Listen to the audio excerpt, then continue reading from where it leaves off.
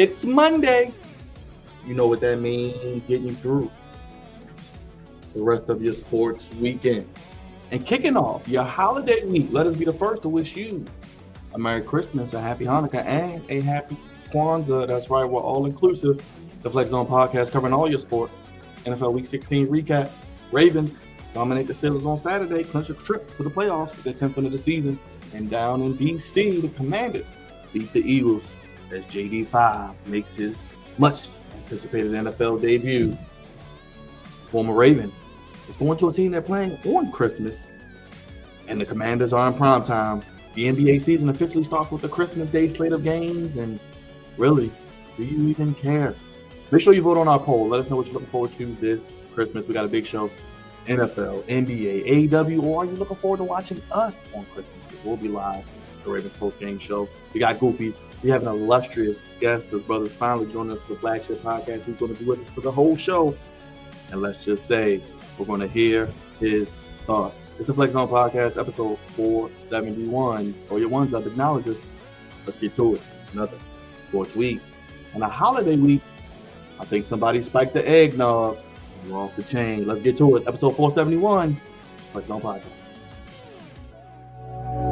In the noisy confusion of life, keep peace with your soul. With all its sham, tragedy, and broken dreams.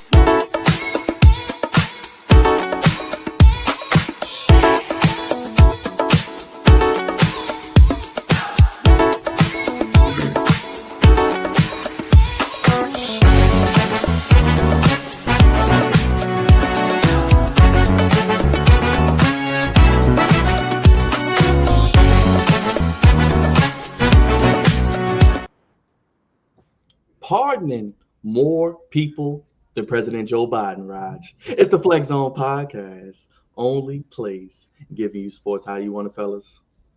When you need it. That's right. Who says money can't buy you everything? And we're back again, getting you through another sports weekend. Starting off your first taste of your Christmas week. And let us be the first from the Flex Zone, wishing you and yours, from our family to yours, a Merry Christmas, Happy Hanukkah, and Happy Kwanzaa, because we are all inclusive. Ravens get a win over the Steelers, clinch a playoff berth. Commanders get it done down in D.C. over their rivals as Cervantes Jenkins, the Jaden Daniels 5 special sauce.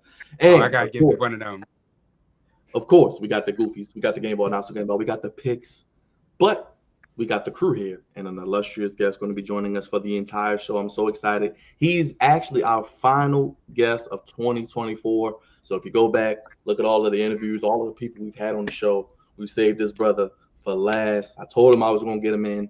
What a better way than to end the year with this brother. And I can't wait to talk about him, letting people know who he is and get to know him a little bit as well. But God's favorite host, or your ones up acknowledges, Twitter, Instagram, the Flex Zone 1, and the Flex Zone Podcast on TikTok, Twitter, Instagram, the Flex Zone 1, of course, on Facebook as well. You can donate, Cash App, vote on the poll, super chat us as well. We may have a goal, so if you want to contribute, you want to know what we want for Christmas, support us. Trying some new things out with the podcast where we have goals. If you want to donate, you want to hear Q&A from us, some things, peel back the curtain, we will do that today if you meet the goal. So we'll see what happens with that. But bad and lead off, it's our social media producer, the man who makes the streams pristine. He's smiling, and let's just say Harbaugh made his nice list this week. It's the one and only Big Raj. How you feeling, my guy?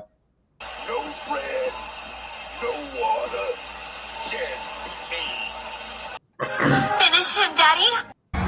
That's one big son of a bitch!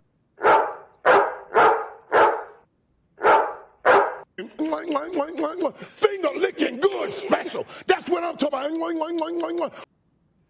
Big Raj, how you feeling? Merry Christmas. Merry Christmas to everyone. It's been a great weekend, from Commanders fans to Ravens fans to Rams fans. It's been great. It's been awesome. It's beautiful, baby. There you go. He brings the fireworks. This next brother, not only does he brings the fireworks, he takes command. He is the commander of the Flex Zone. He is the voice of reason. He is the co-founder, and he is the Commandalorian. And when he walks in the building, we play his song. Those haters can't stand us. Left hand up. Commanders. We fight for RDC.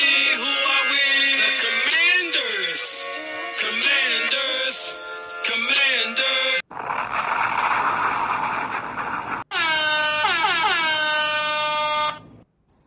Jam.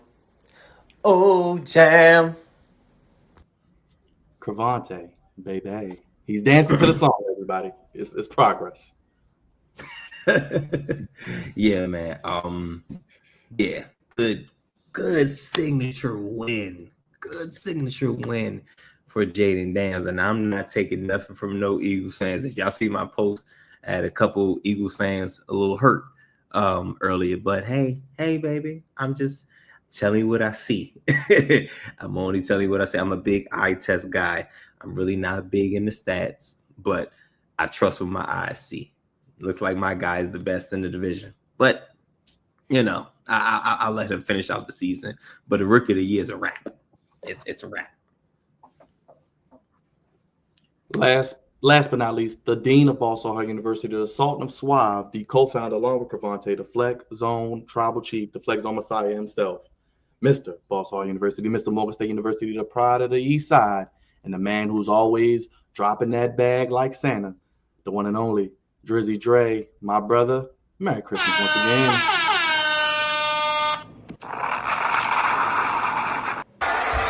Acknowledge me.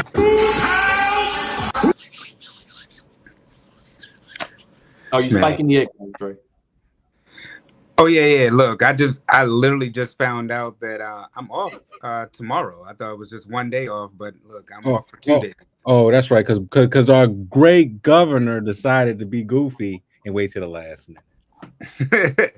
So I'm off from actually both my jobs tomorrow. So you know what? I might enjoy and partake in some well some of that, but a little early taste. And you know, tomorrow is one of my, besides of course recording with you guys. Finger licking good, special. That's go Tuesday. Finger licking good, special. That's what I'm talking about. So I might stop at Nacho Mama's tomorrow, so man. Who's Do a mama? little celebration. Feliz Navidad. Somebody's mama? They're closing down, actually. They're closing down. So shout out to Nacho Mama. Yeah. But let's get to why we're here today. We have an illustrious guest closing out our list of guests for 2024 as we branched out this year, doing a lot of collaborations with other content creators. No one was at the top of the list other than this guy, and I'm glad we finally made it happen. He joins us whenever we call. He picks up the phone when the Flex Zone calls. His brother does not hesitate no matter what he's doing. He's out of town. He's at the literal event. He leaves the event, comes back, joins us on our stream. He does reactions. He's an acclaimed YouTuber. He's going to tell you all about it. Content creator. He does reactions to WWE. He's a resident Rams fan. He knows his sports, and he's a resident great overall guy. What better way than to end 2024 than if you don't know who he is for the first time, but if you're familiar with him from all the other times, because he's a hardworking brother, much like myself. We always going hard on the YouTube streets. The one and only reaction brother himself. I call him the king of reactions. He says he's not, but I'm crowning him tonight. The one and only brother walking through the Flex Zone Forbidden Door for the first time on a flagship podcast. You've seen him on the watch-alongs. You can check out his channel at Hear These Thoughts. Put your hands together, make some noise, and let's turn up for the one and only Hear These Thoughts. Joining us for the first time on the Flex Zone, everybody. Yo, what's going on? What's going on? Yeah, I heard King of Reactions, Acclaimed. I'm like, there's no way they're talking about me right now. This is crazy. Of course we're talking about you, brother. Looking very festive over there, brother. Oh, yeah, for sure. I had to. And it's cold in here, too, so I had to put a hoodie on. But thank y'all for having me on, man. I really appreciate you guys, man. How you feeling, my guy? I'm feeling good. Can't complain. I'm on the Flex Zone podcast, on the flagship show with the Flex Zone. I made it. Look, I made it. Look, since you're here, I would be remiss if I didn't say this. The Rams, the Rams, the Rams. Yeah. Yes, sir. Yes, sir. I'm happy. I'm happy about them right now. Yeah. Well, let's start before we get to the Rams. For those who do not know who you are, who are you? What is your name? Why do you go by Hear These Thoughts? And what do you do on these wonderful YouTube airways on everyone's streaming devices, tablets, and cellular devices, so they can keep up with you? Okay, yeah. So you can find my channel is Hear These Thoughts on YouTube. And when I originally started, I started off as doing a podcast on SoundCloud. So I didn't know exactly what subject I wanted to start off on. So I was like, you know what? I'm gonna do everything. So what kind of name would just kind of encompass everything? I went to like what was it, like a business name generator or whatever, and it came out with Hear These Thoughts. That's how I got that name. So then I took that, I named the podcast that, and I started off doing YouTube, doing it that way, and it wasn't really making traction. And I didn't really care about the content I was making. So I was like, you know what? I'm gonna have to give this up. I'm gonna try one more thing, and if this don't work, I'm gonna give it up. And I went into doing wrestling. So then once that started taking off a little bit, then I was like, okay, this might be what I need to be doing right now. So it's not too much of a dramatic story, but that's pretty much where it came from and how I got to where I am right now. So yeah. Before the fellas get to it, because I know they got a lot to ask you. They want to know how Okay. you became a Rams fan. They want to know all the ins Yeah. and outs of the YouTube game. I'm gonna let them go. Everybody, right now, we see you in the chat. A lot of Hear These Thoughts subscribers are in here. We appreciate you. If you're not a subscriber of Hear These Thoughts, do us a favor. Go over to his channel. I'm linking it literally in the chat right now. Click that link, subscribe to this brother, and learn something new and learn how great content creation is done. Raj, I know you got a lot to ask, so go ahead, Raj. I'm gonna let you guys go ahead and I'm gonna link the channel down below. So go ahead, Raj. Well, my first question is this: when did you become a wrestling fan? I've been a wrestling fan like forever, like since I was a kid, man. Like elementary school, that's all we talked about every day. Video games or wrestling. We always said the stuff the Rock said to each other. We always did the the DX cross chops every day. Got got written up and everything for that.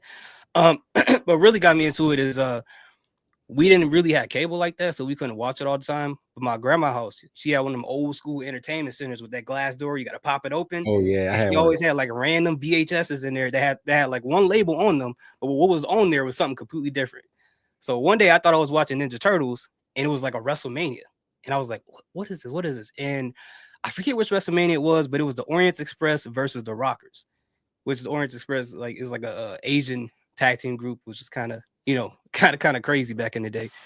But when I saw that match, I didn't really understand like in-ring psychology.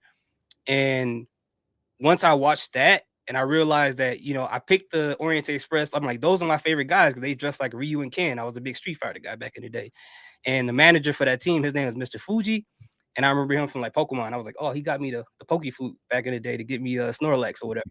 And I realized that they ended up being the heels in the match. So whenever I watch a movie or watch anything wrestling related, when what I think is going to happen, they change it, then it automatically got me hooked. So then I started watching more wrestling after that to try to like see how they work in the ring. So that's how I got into that part of it. And then of course, like Stone Cold and The Rock, they the ones who got me into the promos and those type of things. So yeah, that's what really got me into it. Oh, that's WrestleMania 6 for you, buddy. Thank you. Yeah, and we watched it like ahead of time, so I wasn't old enough to know what was going on. We watched everything late. We got all the video games late, so that's how I got into it. Look, I totally get it. I gotta ask you. Yeah, we similar to you. We was on SoundCloud. Now we're on YouTube. What made you make that transition from going from audio to video? Because I felt like, you know what? Honestly, I don't really know what made me do it because for me, I don't like visually, as opposed to the way I am now. Like years ago, I didn't like talking to people. I didn't like being in front of people. So I figured like talking on like SoundCloud and stuff, they don't got to see my face. They ain't got to see how dirty my house is. None of that stuff. Like I could just talk. They could just hear me. They can give me their comments and that's it. But then I started seeing like reactors, like, and people start talking about stuff. And I saw how expressive that is. And then how it enhanced what they were saying by seeing how passionate about what they were saying was. And I was like, maybe I can, maybe I can do that. Maybe if I get more comfortable getting on camera, I'll get more comfortable with talking with people. And that's what made me do the YouTube thing. Cause I'm like, that's going to build up my ability to be able to talk to people. Cause before I didn't talk at all. I didn't even like people. So yeah, this actually helped me build that up. So doing the video aspect of it really did help in that aspect. Okay. You can, do you consider yourself maybe a loner a little bit? Yeah, I do. I do. Like I my social battery drains quick, but it's weird. Like I'm kind of like an introvert or kind of a loner, but I like being around and talking to a lot of people. Like I do a ton of small talk, but like if like say like people at my place and it started getting like past like 5 hours. I'm like, all right, everybody got to go, man. But if they don't go, I can't go to sleep. So it's like that. It's weird like that. I'm trying to figure it out. I'm trying to get better at it, but it's slowly but surely. I can understand exactly. No, I get it too, man. Yeah. I gotta ask you then, who is your favorite wrestler? Currently? Past and present. Oh, that's tough. Okay. I know it's probably tough because some of our people from back in the day, it's hard to believe they now are retired. They're the OGs. Yeah. Like if we go past, and I'll definitely have to go just with The Rock, just because of his charisma. Just even though he wasn't like the best wrestler, but just his persona, the jackets, the sunglasses, everything, whether he was talking to a heel, we were like, we don't like that guy. We know The Rock's gonna come out here and deal with. He was like your big brother coming out there dealing with your bullies. Or if he was the bad guy, you hated him, but you were like, you know what? He has a point. He pretty good at that. But right now, it's tough. I'm gonna have to be biased and pick CM Punk right now. I'm not mad at that. Yeah, I got to. I gotta put on for Chicago. So. So were you a little torn then when Rock and Punk faced each other? Nah. Yeah. Nah, not at all. Not at all. I was going for CM Punk either way. Like I'm pick Chicago before anything else, except for football. So can you talk about that, Brother Doss? Because people don't know you are originally from Chicago, but now you're in Wisconsin. You're a Rams fan. If you want to peel back the curtain a little bit about your journey, I always think that's a cool story as well. Yeah, it's weird because like when I first started watching football, I was a Bears fan because people made you feel like you had to be a Bears fan because you're from there, and it makes sense, because you live in a state, you should be loyal to that state. But it was just something about the Bears that just wouldn't resonate with me. I don't know. It was just something about the colors, about the players. I didn't feel no connection with the team. So when the Rams moved to St. Louis in 1995, I knew some people who lived in Missouri who were Kansas City fans, and they were giving out these free like Rams gear, like, hats and stuff like that, trying to get people acclimated to the new team that just moved in there. And the Kansas City fans were like, nah, we don't want that garbage. It's Lynn Dawson or Buzz. We don't want none of that. If you want this garbage, you can have it. And I'm like, oh, you know what? I already got all this stuff. I can't afford it, but they gave it to me for free. I got a new team right here. So that's just how that started. And from that day forward, I don't regret it, man. And I feel bad for the Bears fans to this day. You should. I feel bad. Do it themselves. It's okay. Yeah, they're not winning anything no time soon. But no, man. I'm pretty sure you saw the first Super Bowl then with the Greatest Show on Turf. Yes, sir. Yes, sir. Tell me this, hear these thoughts. Do you get more entertainment from yesteryear when it comes to wrestling, watching the old school Attitude Era, back when there was more raunchiness, more craziness, more goofiness, or do you like how today's wrestling is more toned down but still very technically great, and they can't do as much as they did back then, but they still can push the edge just a little bit? I like how it was back then, a little bit, just because there was no boundaries. But what I do appreciate now is because with all the restrictions and everything, and still finding a way to be able to build an interesting story, even with all the things going around, cancel culture, whatever. I think that's a lot more interesting because it takes a lot more creativity in order to do that and kind of, trying to go back and forth on the fence or whatever. But yeah, I like it now. But back then, when I look back at it in retrospect, I realized how crazy some of that stuff was, and it wasn't that great. But yeah, I rock with it now more than back then, honestly. Is there a particular like pay-per-view or match that is like that is your favorite, like to go back and watch it? Oh yeah, WrestleMania 17, TLC. I can't get that. I can watch that match 1,000 times and never get tired of it. Never, because I'm a big tag team wrestling fan. I've always been that. Like, even like I told you guys about the Orient Express against the Rockers. Tag team wrestling is like my favorite wrestling to watch. I know everybody like singles matches, and I appreciate that too. But tag team wrestling has always been my favorite thing. And anything with wrestling. So, how do you feel about the current state of tag team wrestling? They got to do better. if we're talking about specifically WWE, they definitely got to do better with that. I mean, they took the titles off of the Judgment Day. They took the titles off of the Bloodline, which is great. But we still haven't got any tag team matches on PLEs yet or pay-per-views yet since WrestleMania. So I'm trying to figure out what exactly, they're going into the right direction, cool. But it's like we still got to act like these tag teams are important, just like everybody else. And now that we got new titles on there, I'm like, okay, how they gonna figure out how to maneuver that into this now that we got 2 new women's titles? Because they're not gonna let those women's titles go to the wayside without the audience saying something about it. So now that what they're gonna do, they're gonna push the tag team titles up, or they're gonna keep pushing them back. And I don't know. I feel like they can do better with that one. Yeah, they could probably do better with all of them, but I think it's kind of going from how it was back in the day when you still had like a limited number of tag teams, but they still made it work. It seems that's the current direction that they're going in, like bringing in Motor City Machine Guns, I don't know if they're the War Raiders, the Viking Raiders, whatever they are, but they're back. They're back. So it seems like that. You got the New Day. They still Street Profits. So they got some tag teams. They just gotta really make it work. Sure. Yeah. I guess let me follow up with it. Was there a particular you brought up Mr. Fuji? Was there a particular manager that you liked who did like tag team wrestling? Like some of the people that come to mind are Sonny, Jim Cornette. Yep. Those are some of the people that I can think of like from back in the day. Yeah, with the Midnight Express. Yep. Yeah. Is there anybody like that you like since you like tag team wrestling, a particular tag team and a particular manager? You named like two of the managers I really like the most. As far as like, those have to be the two for sure. Absolutely. Are you a Sonny fan? Yeah, I actually like Sonny more than most people did. I know like the stuff behind the scenes, but I thought she was cool. I thought she was cool. But she's not my favorite, but she's like one of the few to come to mind when you talk about like old school managers for tag teams. But yeah. Well, how do you feel Triple H is doing since he inherited the role of creative control after Vince McMahon had his little escapade in the offices? How do you think that he's doing so far, and how do you think?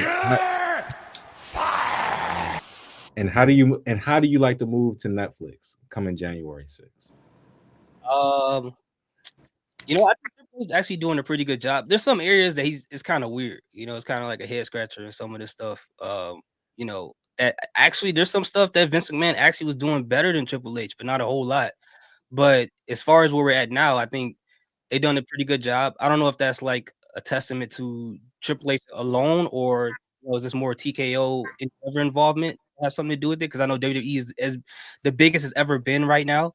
But as far as creatively, I think Triple H done a pretty good job, but I think there's some areas he definitely can improve on, like what we just talked about with the tag team division and how they're handling some of the mid-card wrestlers in some aspect. But I think he's doing okay. When do you feel the Vince McMahon era kind of went away? Because a lot of us got into wrestling because of Vince, but then you started seeing that, okay, Vince, like the direction you're going in isn't the direction that the fans are really feeling.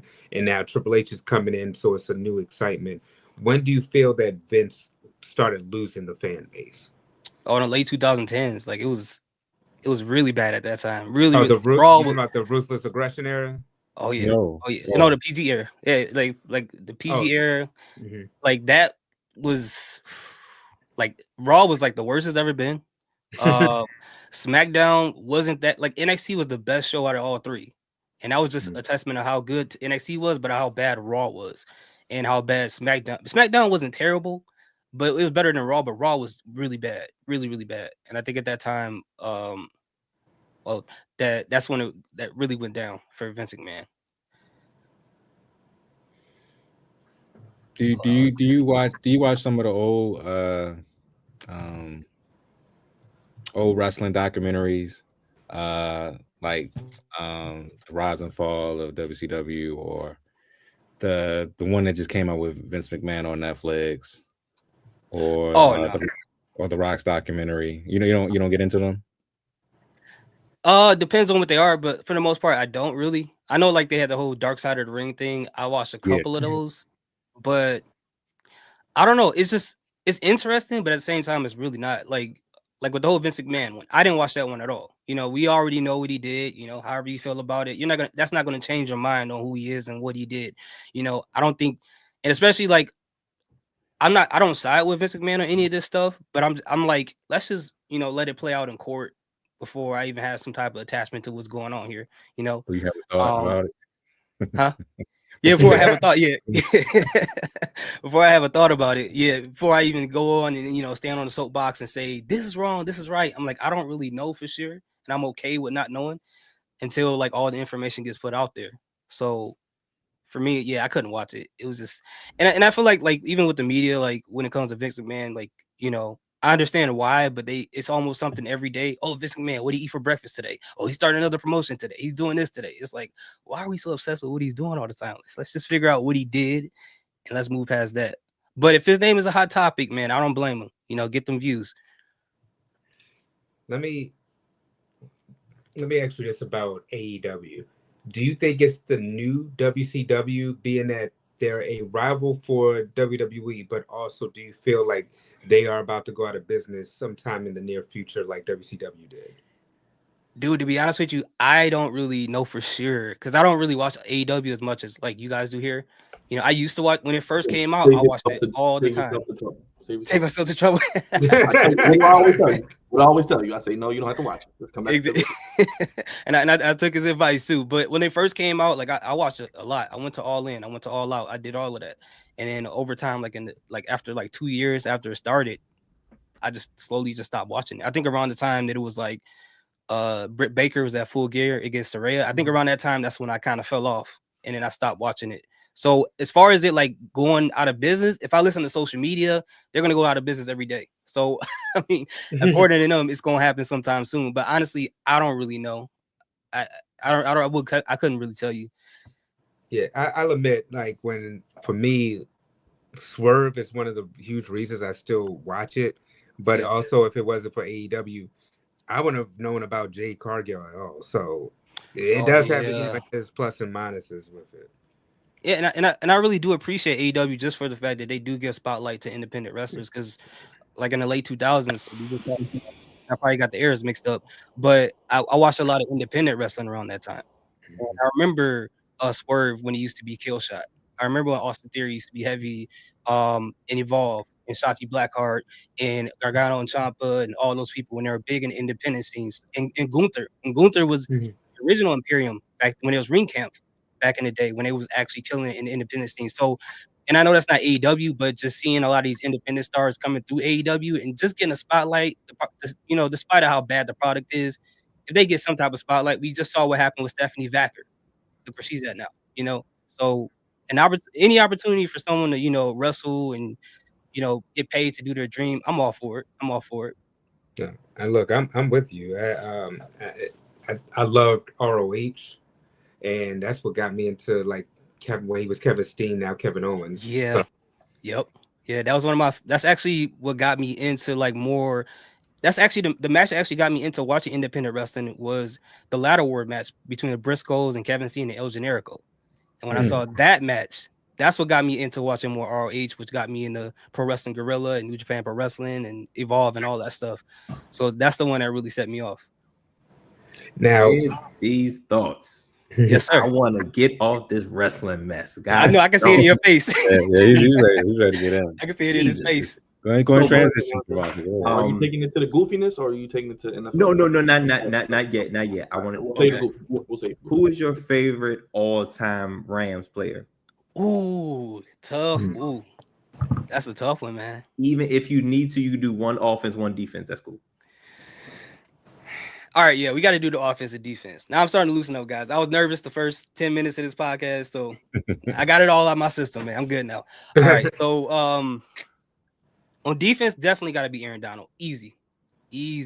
One of the greatest defensive tackles of all time, easily. As far as offense, oh man, so many to choose from. Yeah. Torrey Hulk, Isaac Bruce. Isaac Bruce, and then I don't want to be Kurt Warner. Kurt Warner. Then we got Eric Dickerson. And I don't want to be disrespectful to them and pick someone recent like a Cooper Kupp or something like that, even though he was Triple Crown. Man, it's and Todd Gurley. I love Todd Gurley. Steven Jackson. Man, it's prime Todd Gurley, bro.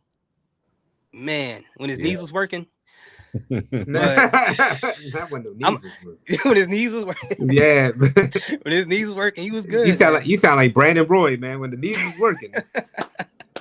Yes, sir. Yes, sir. I'm actually going Marshall Faulk, man. I'm gonna have to. That's cool. That's solid. That's Falk. Yeah. I love Marshall Falk. Oh, can't get wrong with that. Yeah, so how far do you think the Rams are gonna go this season? I don't know. It's a mystery, man, because the defense, the cornerbacks, and even the safety, I don't know how often I trust them, but the guys, Jared Verse and Braden Fisk, them boys, them Florida boys, they look crazy. They not Aaron Donald, but if you watch Dragon Ball Z, you know how they take the earrings off and they split up. Yeah. That's them two right there. That's them two. The top two. They have the top 2 sacks in the league for rookies right now. So as long as that backfield stays at least solid, I think we could at least win one game in the playoffs. At least one game, you know. And that's why I'm kind of hoping that they go against the Vikings, which sounds crazy because I know they got Jetta, I know they got Addison, I know it sounds crazy, but the QB ain't used to the spotlight. So with Fisk and Verse, if they can get at him, get him nervous, if he can't throw the ball, it ain't gonna matter where Justin Jefferson is. So. Man, I'm a surprise. I said me and Byron have been saying that we think the Rams are going to go really far. That they were a surprise team, and I said that I think it's going to be a surprise team in the NFC Championship game. And what? And I think you guys have the potential to be that team to make it to the NFC Championship game against either the Lions or the Eagles. Wow. Hey, yeah, it's a lot of talent over there, man. Yeah, you know? And y'all getting healthy at the right time. Mm-hmm. People forget how Matthew Stafford is still, he can still sling that rock. He can still sling. And I think I think Sean McVay is one of the best coaches in the NFL, not just NFC, just in the NFL, especially as his offensive mind. If Matthew Stafford could stay upright, exactly, because that was a struggle early in the year. Yep. Now it seems like things are more settling in. Cup is healthy. You got Puka Nacua came out of nowhere, healthy. It's you guys are crazy on the offensive side of the ball. And me and Byron were talking about Jerry Verse, and now we do draft profiles every March going into April. And Jerry Verse was somebody who we really looked at and we liked coming out of draft. But man, with Sean McVay, with a coach like that, man, you're in every game. And it's funny you said the Vikings, Sean McVay and Kevin O'Connell, 2 former Commanders coaches. Ain't that something? Yeah, that is crazy. Crazy. Let me get your thoughts about this. Since you're a Rams fan and we're talking about your head coach. Okay. Your head coach to me seems like he's one of them like party type of guys. Like I would have a drink with him or something. Like it's gonna be one of them wild like hangover type of nights. Do you get that feel from your coach too? Oh yeah. He seemed like he's like a real chill dude. Like he don't really, and he like we saw when Skip Bayless called him Sean McVay because he was going crazy. He scored a touchdown. Yeah, he seemed like one of those chill guys, and he's like one of the youngest coaches in the NFL right now, I believe. Right? Yeah, he's one of the youngest head. So.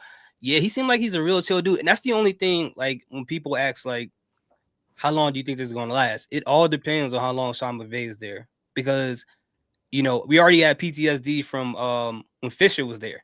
That was awful. That was so seeing, like, when Sean McVay did that fake pump as far as retiring, I was like, oh, thank God.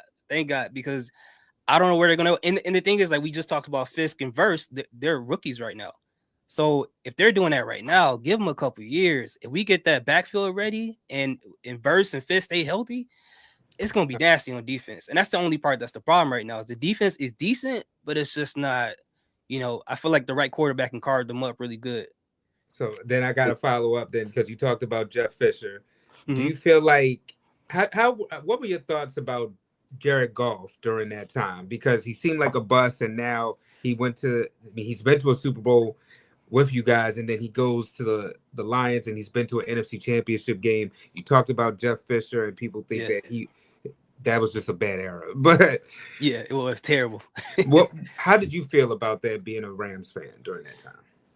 I actually liked Jared Goff at the time. You know, I thought he was like, I didn't think he was like super amazing, but I didn't think he was as bad because there was a lot of people in the Rams fan base that did not like him, and I was like, well, I don't know why, but I felt like Todd Gurley really helped him out a lot, you know. But I always thought that he had some talent, and as he's showing it now while he's in Detroit, so I thought he did what he needed to be done. I think when he got to the Super Bowl, I think that was too big of a show for him, especially going against someone like the Patriots and going against their head coach and the Tom Brady. For someone of his age, as far as being a QB at their first Super Bowl with a barely functional running back at the time, because Todd Gurley, they were trying to lie about his injury or whatever. That was a huge moment for him, you know, for any quarterback in his position. And people still hold that against him, but I'm like, you know what? I still think he's great. And then once he got to Detroit, even the Detroit fans didn't like him when he first got there. Because remember, even his teammates was killing him. And I was telling people in Detroit, I'm like, give him some time, man. He's gonna develop. And it's crazy how it changed to now, like how much they love him right now. It's so crazy, which is well deserved because he's been killing it. But it's crazy. Yeah, he kind of reminds me of how Sam Darnold is right now. Yeah, where it's just like it shows you. If you have the right coach and the right position, in the right team, man, that can just do, you know, so many wonders. You know, like you were talking about when you said Jared Goff and how he went from Jeff Fisher to Sean McVay, and he goes to a Super Bowl. Yeah, that's a big thing. And we've been through a lot of quarterbacks, you know, from Mark Bolger to so many different quarterbacks. About Mark Bolger. Yeah. Mark Bolger. Because then because your head coach at the time was Mike Martz was his name? Yeah, Mike Martz. I remember towards the end of his coaching career. And those are like 2007 to 2009. Through all 3 seasons, we had a total of 6 wins. Out of all 3 of those seasons. One season we had 1 win, one we had 2, the other we had 3. Wow, so, I think I remember that because I think we beat. No, we did beat, and I think that was Notorious Smith's debut. He had like 3 touchdowns against y'all. Yeah, I think that might have been. I believe it. They was bad. The defense was terrible. Like the only team I think they beat on that one season was the Detroit Lions, and that's when the Lions were terrible. So everybody was beating the Lions that year. So yeah, man. Crazy time. I forgot about that. Do you miss them being the greatest show on turf in St. Louis, or are you happy that they're in LA right now? Man. I mean, the location don't really matter to me, but right now I feel like they're like a 2.0 of that, like kind of with Puka and Cooper Kupp and with Kyron Williams right now, who's been killing it. Like every time he touched the ball, man, we know we getting at least 5 yards every time he touched the ball. So it kind of get the same feeling as the greatest show on turf. They're not that, but they're as close as you can be in this era of football. And I'm really loving what they're doing right. And we just got Higbee back too, so I'm happy about that as well. I'll admit, going to St. Louis and then passing where they played at, it's a little weird that like it's just this big ass space and they're not there. Yeah, I kind of miss them in St. Louis. I understand them being in LA, but I did want them back in St. Louis. I do kind of miss that blue and gold, like the uniform and the helmets and everything. I do miss that. I still got my Todd Gurley jersey with the blue and gold in there, and and it's crazy because like even when they're in St. Louis, that was around the time. Aaron Donald was a rookie around that time. Tyler Higbee just got drafted around that time. So yeah, it's crazy. Have you been to the new stadium and out in LA? Oh yeah. I went there 2 years ago. I went on the tour for my birthday, and they actually, you know, it's crazy. They actually took me to the back to the locker room, or not in the meeting room, where they signed the wall after every playoff win. That was a year after they won the Super Bowl. And they let me take a picture in front of it. And they was like, we're not supposed to let y'all do that. And it was like looking out. And I got in front of it, took the picture, like, get out. And I got out. But that was crazy. It was crazy, bro. It was like, get out, come on, get out. Like, I ain't trying to get fired, bro. Get out of here. Like, all right. But it was cool, man. I was actually surprised they let me do that. But yeah, it's a nice stadium. It's the way it's built, the architecture, everything about it it's like built underground. Like the football field is underground. So you got ground level and the football field is there. And then the whole stadium is built to where it retracts and expands. So if an earthquake happens, the stadium can't get destroyed. It just keeps going in and out. Like it's like breathing almost. And it's crazy. They put a lot of money into that. Yeah, we can tell. Definitely. Yeah, they put a ton of money into that, man. I mean, I've been to Jerry World this season, so I know how that football stadium operates. But I haven't never been to SoFi or SoFly, as they like to call it. Yeah, we just went to Jerry World too, and I took my brother there and this is crazy. I took him there because he's a Cowboys fan. We ended up taking him there the day that they played the Detroit Lions at home, and that's when they. And he ain't saying nothing the whole game. I was like, bro, if you want to cry, bro, just do it. Now if you want to cry, just do it, man. Yeah. I get it, because it was bad, man. It was so bad. You saying that reminds me of this past summer. I'm a Yankees fan, so Roger came out and he met my brother and my cousin, and they're all Orioles fans. I'm the only Yankees fan there. And when the Yankees just won, everybody was just like real quiet. But me, I'm over there like, yeah, that's the best birthday ever. Yeah, that's how it was. Like the whole stadium was, the whole first half of the stadium, everybody was like, we got this. And then the second half, nobody was talking. And in the fourth quarter, everybody was booing the team. And it was weird. And I wasn't a fan of either one. I was just like, I had Jared Goff as a starter, so that was kind of weird. What is a surprise team you see making some noise in the AFC? Might be in the AFC. I kind of want to say the Bengals, though. I know that sounds crazy, but they got the talent, man. They still in the hunt, and they got the talent, bro. That guy Jamar Chase, T. Higgins, Joe Burrow. 7-11. I hate their defense, but they offense, man. You don't want to go into a sparring match with them. You don't want to do that. We know. We've been in 2 of those sparring. Yeah. Oh yeah. That's true. We went toe to toe with them. So you did, absolutely. So, who do you think should be MVP right now?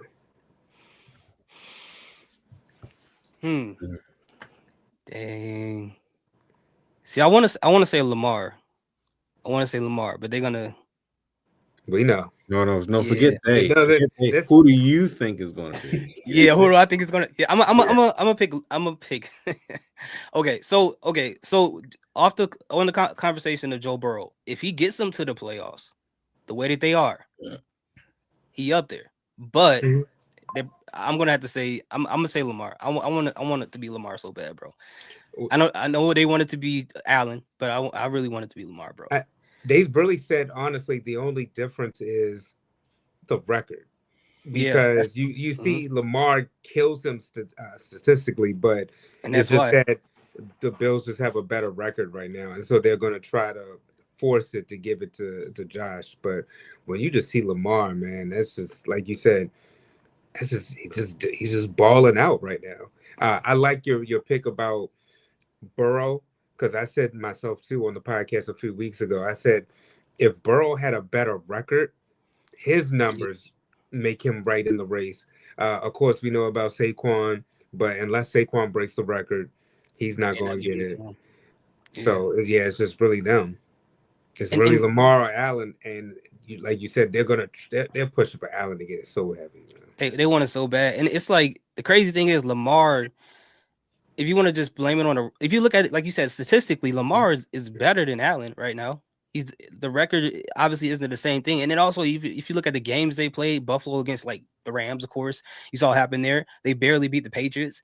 Like it's the games where I see like how Allen plays in those games. I'm just like, I don't know why they would want him to be MVP.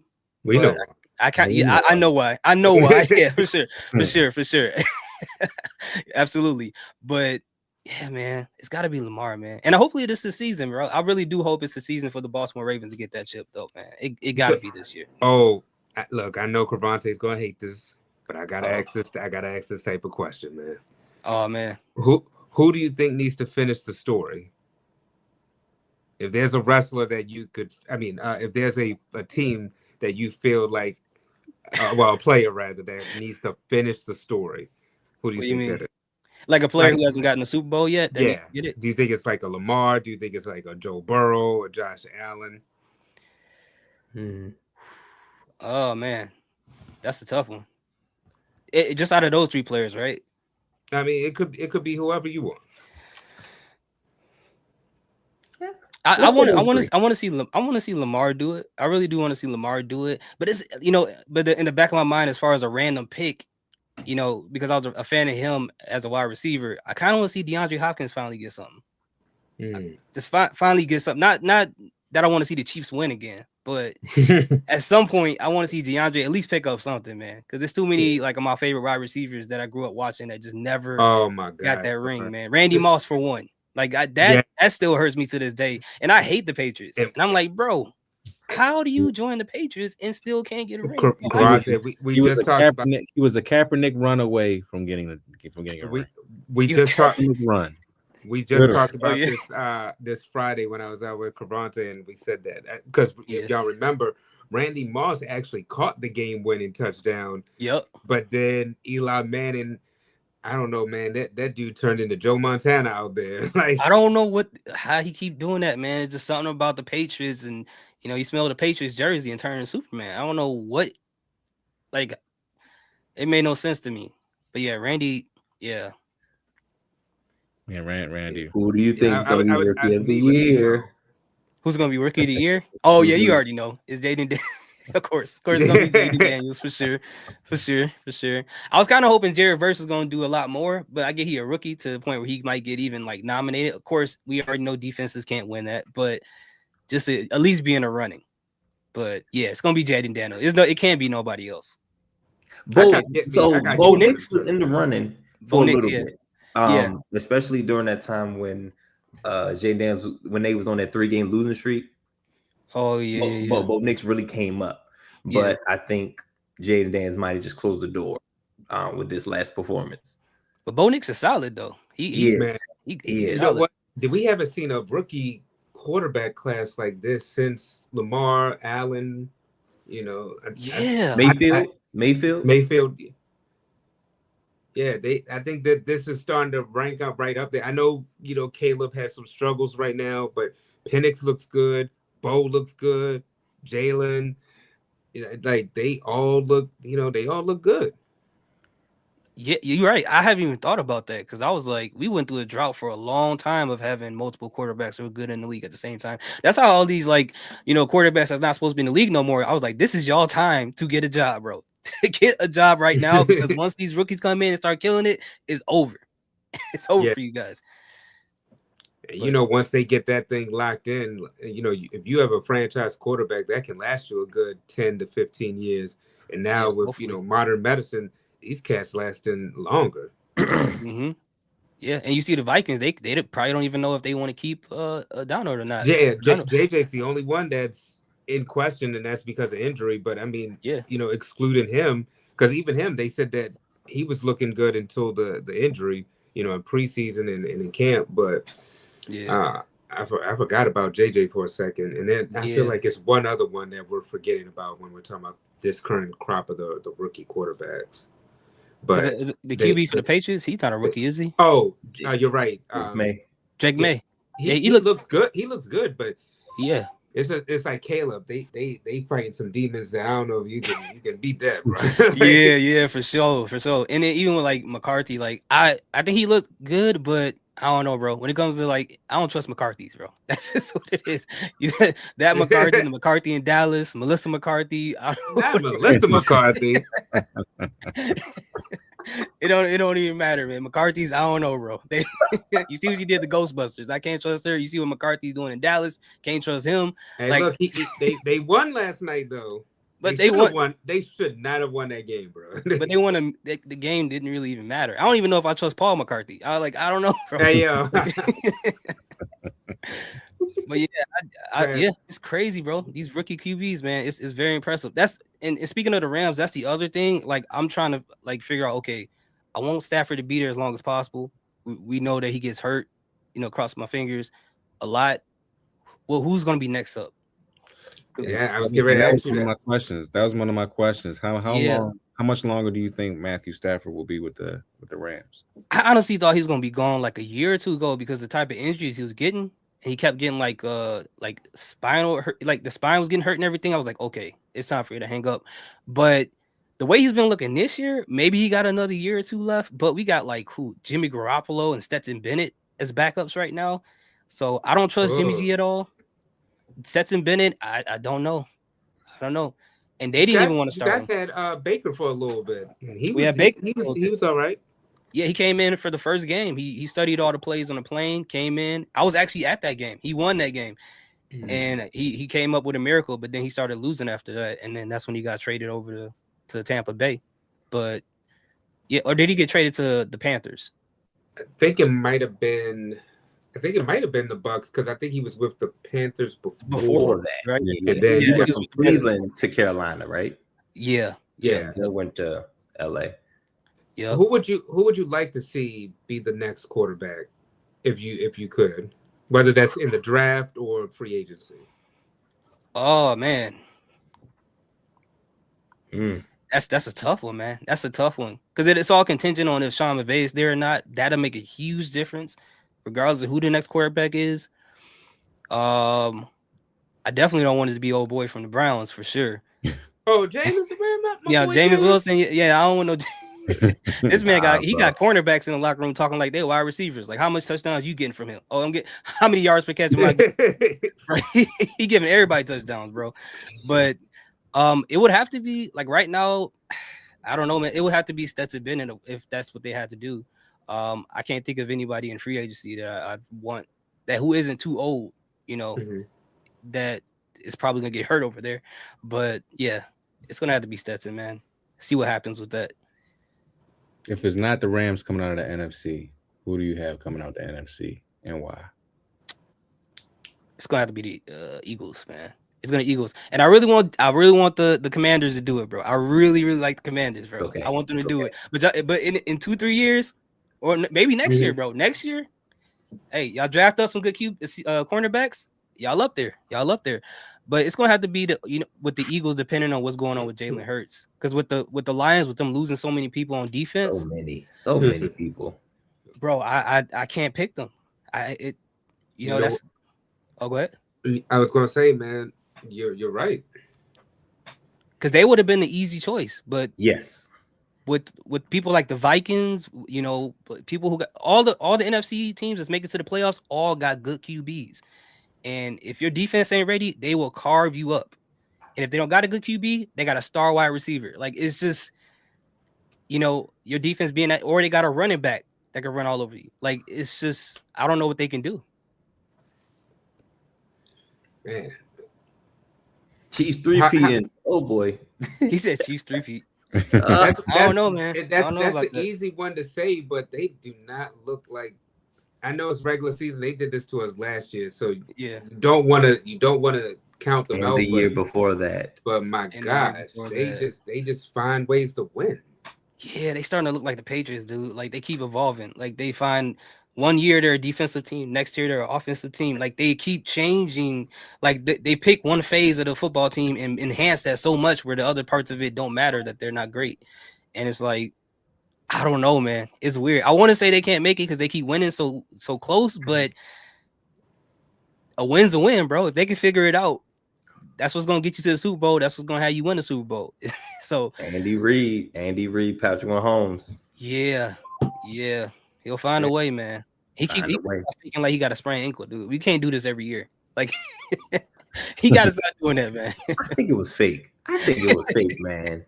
He do this every year. He had this injury before, so he did that in the Super Bowl a couple years ago. He did it in the AFC Championship too. Yeah. That it was against the Bengals. Yep. He was like, my ankle, 3 touchdowns. Like, what, bro? Like, where? Hey, bro, how, bro? How you got more rushing yards than a running back right now? You got a sprained ankle, bro. What are you talking about? He gallops for a 25-yard gain. That's what it is. Yeah. Not gallop. 4th and 20. He gallops for 25 yards. Like, what? His motion is so slow, but he's moving so fast. It's so confusing. Wow, man. Crazy thing, man. But I want to ask you this, man. Since well, maybe I should let Byron transition to it since he Okay. has it as a banner. Byron, are you good? We're going to do it. We're going to transition because I know Dre's about to get out of here. We want to transition. Yeah, So we got but Brother Thoughts here for the whole show. Dre's going to go home. He's going to join us back. Brother I know. Thoughts, Raj, Kavante, we're going to get into some topics that we do in a normal podcast. So if you're still with us, make sure you guys like, subscribe, all that good stuff. Thank you guys for joining us on this kickoff to your Christmas holiday. The Travis Hunter situation. Raj, I'm going to let you get a background because you know more than me. I know some of it, but I think it's even more that came out recently. I was trying to do some Google while I was getting reset. Let the people know what's up with that, and then you guys, we're going to talk about it. Get your thoughts on the Travis Hunter situation. Raj, go take it away. Well, I just know this. I've been following it, not very closely, but closely enough. Travis Hunter won the Heisman Trophy. You know, great player for Colorado, Buffaloes. You know, Shedeur Sanders, Deion Sanders as the head coach. He has his girlfriend that he's been with for 5 years, and you would see her at games. And like one particular game, she pretty much was getting mad with him, was pretty much like giving him no love. She would do like this if he was trying to kiss her. The cameras caught wind of that. Social media went crazy, and they're saying that the social media is saying, "Oh, you need to leave her. You need to leave her." Yada yada yada. And then we found like evidence that she's been with another dude in the club. So that came out. Travis Hunter's going crazy on social media saying you don't need to be in my situation, and he's going off on fans. And then she comes out and she does a post saying that she didn't disrespect him and that she loves him and all this, that, and the third. But they have video. They have a whole YouTube channel together where she's like pretty much I ain't saying dissing him, but like undermining a lot of what he says. Is a weird dynamic.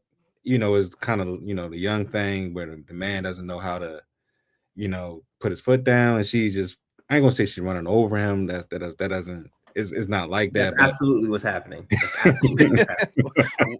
Undoubtedly. Okay, all right, well, fine. She's running over him, okay, and it's not a good look. So social media is going crazy, and then now this recent video came out where she's dancing in the club with a dude. This dude is saying that he had her for a night or two or whatever. So Travis, where's Travis Hunter? Where's Travis Hunter in this situation? He deleted his entire social media, so he's not even on social media now. So now it's just a firestorm. Everybody's going crazy. And honestly, to be honest with you, I feel bad for this brother. I kind of know what he's going through. I mean, I've been through it myself at his age, and you know, it's just something that I'm not gonna say he should leave her.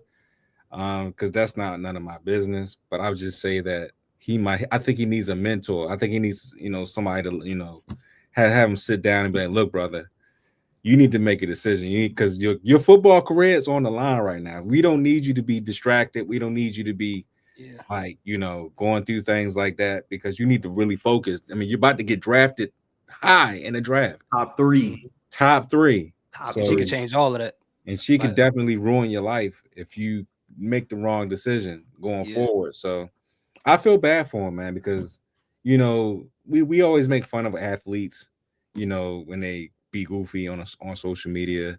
You know, everybody gets slid on social media, but it's like some people really cannot handle it. And I don't think he's really used to the attention like that. I know he's been a great player for, you know, a couple years now, but it's like this is like it's really getting to him. So, and we can see it. So it's like I feel bad for him. He's about to get drafted.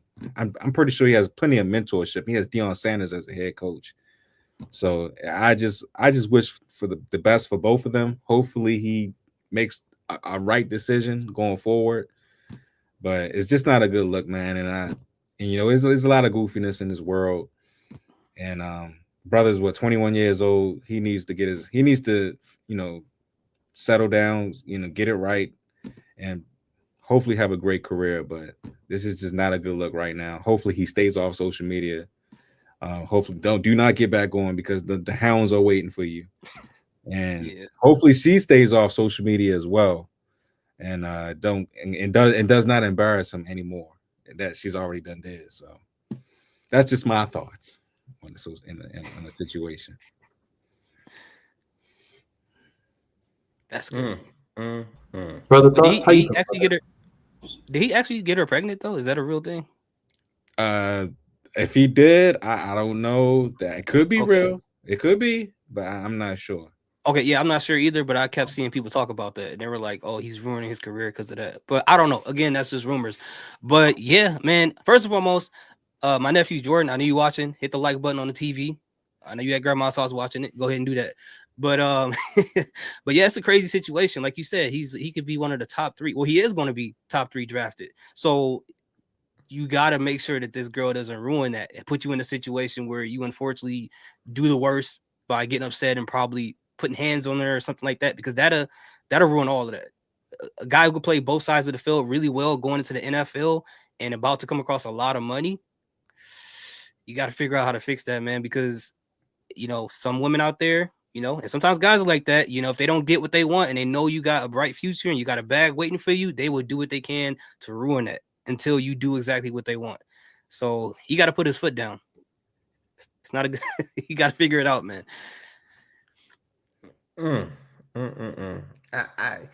I just hate for the young brother to have to learn the hard way. Yeah. I hate saying young black brothers learn these type of lessons the hard way when there's so many instances around you. Damn, a mentor. Look around you. Yeah. It happens all the time. Happens every day. There's some guy that has his whole life ahead of him. And this person, this young lady, I'm not going to call out of her name. This young lady is for the streets, and she's going to bring him down, bring his value down. This is something that NFL teams have to be concerned about. Some, you know, if you're the top 3 team, these are like background checks, character checks. Who's around you? Who do you hang around? And heaven forbid if he's gotten her pregnant, because then now it's too late. Yeah. You know what I'm saying? And I just hope, because I see why he's on the defensive. I see it. You know, everybody's telling him this, telling him that. And he's like, yo, that's my girl, this. Man, y'all don't know what y'all talking about. But it's like, yo, we love you, yo. Like, what you brought to us entertainment wise, we're showing it back to you in love. Now, it can be kind of harsh, depending on who's talking. But we see this happen all the time. Look at all the basketball players, the young ones, that's gotten older women pregnant, doing something dumb, and have all this money. Ja Morant, you know, the guys, is young brothers doing dumb stuff, and you're not there yet. You haven't done nothing. You've done something goofy, not dumb yet. Yeah, it's goofy. It's not dumb yet, and we're trying to help you not be on the dumb section, because what's dumb, it's kind of hard to get undumb. You know what I'm saying? Yeah. You know, and you got Deion Sanders, yo. If you want to talk about somebody that's been through it, it's prime time Deion Sanders on. And matter of fact, as Deion Sanders, not even prime time, because we talking off the field. Talk to Coach Deion Sanders, yo, and he gonna give you the real. He can show. Matter of fact, we could show you a video where he walked out Shador and showered over the field, and he ran because he saw his ex-wife. He got up out of there. Yeah, we don't want that for Travis Hunter. We don't want that for you, good brother. We support you. We love what you do. You're going to be a top pick in the draft. We don't want you to make the wrong decision, and we don't want you to be goofy behind this, because we know you. We know that you love this woman. We know that you really love this woman. So sometimes that can go to your head. Sometimes that can get you out of, you know, you're not focusing. Yeah. And we just don't want you to be a statistic, or whatever, how you say it. There you go, statistic. We don't want you to be that. We all been there too. Right. We want you to have a fruitful career, and that's pretty much it. Yeah. Byron? Y'all want to get to the... No, I was just letting y'all do y'all thing. Y'all want to get to the NBA? Let's get to the NBA. What are your thoughts, Byron? We didn't get. I just want to transition. You don't even want to talk about it. I don't understand this is a real thing. Like, this can't be real life. It is. He is It's the real number life. one prospect in college football. Mhm. The fact that his brother is going through these things, allegedly or not, it's just unfathomable to me. It's the fact that he is getting potentially played. Like, and I mean, brothers, we've all been in this situation before. We've been courting a woman potentially that we love. She's beautiful. Everyone else thinks she's beautiful. You know, she looks good, great body, you know, just stops traffic, turns heads. And it's just between the ears, man. It's just between the ears. Like we say with these athletes, it's looks great. You know, they can run fast and jump high, but so can a deer. You know, they dumb as bricks. And a lot of these women, man, they are just misguided. And that's unfortunate circumstance here. What she said? She said, he wasn't my type. Okay, cool. I'm not your type. Whatever. I can make you like me. You might not like me when you first meet me, but I can make you like me. That's cool. I can make you laugh at some corny jokes, you know, take you out a little bit, you know. But then you talking about, oh, yeah, he comes to my parties, waits in the car, and then she's apparently twerking on some Joe Blow rap bull, and then apparently she's in Anthony Edwards' comments, and I'm just trying to gather the facts. So I'm looking like at all these things, like, is this real? With the hard eyes. Like I said, this brother is the best maybe prospect on both sides of the ball ever. He can play both sides of the ball. I mean, he's like Otani, you know, pitching and hitting. You know, I mean, it's just at Colorado, you know, not Alabama, not Michigan, not Ohio State. You know, he's at freaking Colorado. I just think if the brother wants to be goofy, he can be goofy. There's a lot of rich dumbasses that we know in the world of entertainment and sports. Okay, you can be dumb and have a lot of money. You know, look at my boy Drake up in Toronto suing people because he got beat in a rap battle. There's a lot of dumbasses in the industry. We know this. Okay, a lot of them don't think for themselves. We know this. That's why I tell people all the time: don't idolize these goofies. Do what they don't do. Do the opposite. Whatever they do the opposite. Because every week they're with a new partner. They're with a new spouse. You know, they got all these different situations going on. It's really all for show. And like I said, just love yours. It's holiday season. If you got a woman, you got somebody special. Yeah, y'all may not have everything, but some of these women, man. And then I think it was another situation today. I mean, not to get too far off track. I just saw it. Devin Haney, Raj, Cravante hit his thoughts. I don't know if y'all heard. His now wife was telling and crying to Young Thug while he was in jail. I love you. I want to be with you. I want you to get out of jail. I did see that. What? Yeah. Y'all can look it up on your own time, but I did just see that as well. So women will say one thing, be all in your face, and then a year later, marry the next motherfucker that'll marry them and put a ring on. That's just don't do it. That's why I say, man, you really have to. Cravante, we talk about the eye test. The eye test is more than 3 months, more than a year. Crazy, bro. It's more than 12 to 18 months. It is really. I tell people all the time, seeing somebody in every season. Yeah, you love me when I got money. Yeah, you love me when I got this, you got that. But can you love me when I ain't got nothing? When I'm working at that regular 9-to-5 job, when I'm out here doing Grubhub, Uber Eats, Lyft to make ends meet. You know what I mean? Mm-hmm. Or if I'm down bad mentally. Yeah. Or if I'm down bad mentally, can you handle that? All these those are part of the season. We're not talking about summer, winter, fall, spring. We talking about those seasons where it's real dark. Yeah. And you can have it all and still be. Deion Sanders was one that said when he had it all, he felt like nothing. Like, and that's what I'm saying. Like, yo, go with your coach. Go with your coach. Because those seasons are coming. They happen to all of us. They happen to all of us. Y'all just talked about it. Happened to him. Yeah. I mean, he's always happened to Earl Thomas. If you don't have that person in your corner, they'll just push you further down. Yeah, they'll make it worse. You got 5 cents in your pocket, they'll take 2 cents out of there just to get something to eat. Anytime a woman's on social media, that's a red flag, man. Too much like that. Yeah. That's a red flag to me, man. You make sure you clip this. God damn it, you clip this one. We will clip this. Like I said, we will have a lot of content on the channel. Like I said, I want him to do well.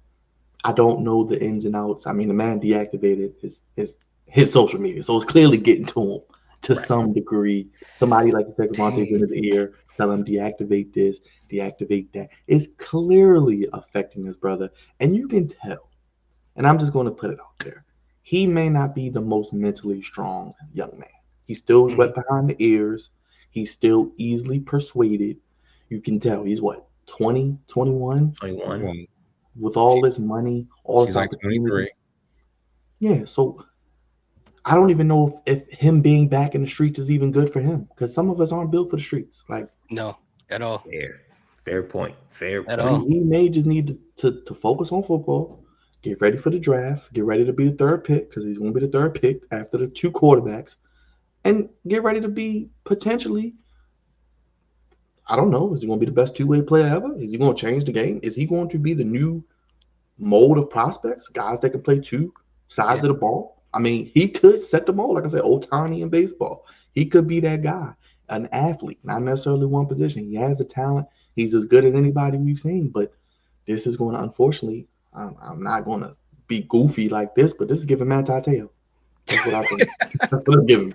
Not Manti Te'o. I think isn't the last person who played both sides in the NFL was like what, Troy Brown when he was on the Patriots. Yeah. Yeah. I think he I'm was the intrigued to last see one. how it's going to work out, man. I want the brother to do well. How is he going to play corner? How is he going to match up with these great wide receivers, Jamar Chase and Yeah. Justin Jefferson? You know, how is he going to play receiver? Is he going to be able to beat press coverage against those corners that we know about? You know, the Pat Surtains and guys like that. So it's going to be more about what he does off the field because if he gets drafted, is she at the draft party? Is she next to him when he gets the name called? Is she going to be at these things we look at during the draft come out there. Remember the Russell Wilson situation? I think Yeah. CeeDee Lamb. CeeDee Lamb. CD Yeah, Lamb. there's a lot of Yep. these are things that what they say you don't want the headache to become bigger than the actual on the field. Production. Yeah, you better do what Russell Wilson did. Production. Do what Russell Wilson did. No, before Sierra. With the girl that was at the draft party. Yeah. He was, like yelling in his face and stuff because she was excited. He was like, "Oh no, I'm getting drafted, not you." And then I think on her side, not to be biased, she's goofy too because she's wet behind the ears. She did not know she was going to be dating his brother and he was going to blow up. She did not know this was going to be her way out. She said, all right, I'm going to get his brother a chance. Seems like he's pretty good at football.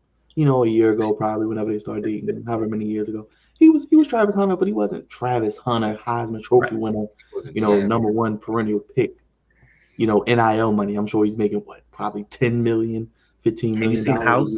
Have you seen the house? My heavens. It's crazy. It's crazy. They were doing like a whole show. He was getting paid by Bleacher. Like these guys are walking in money, not to mention endorsements and things he's going to get before he even signs his deal.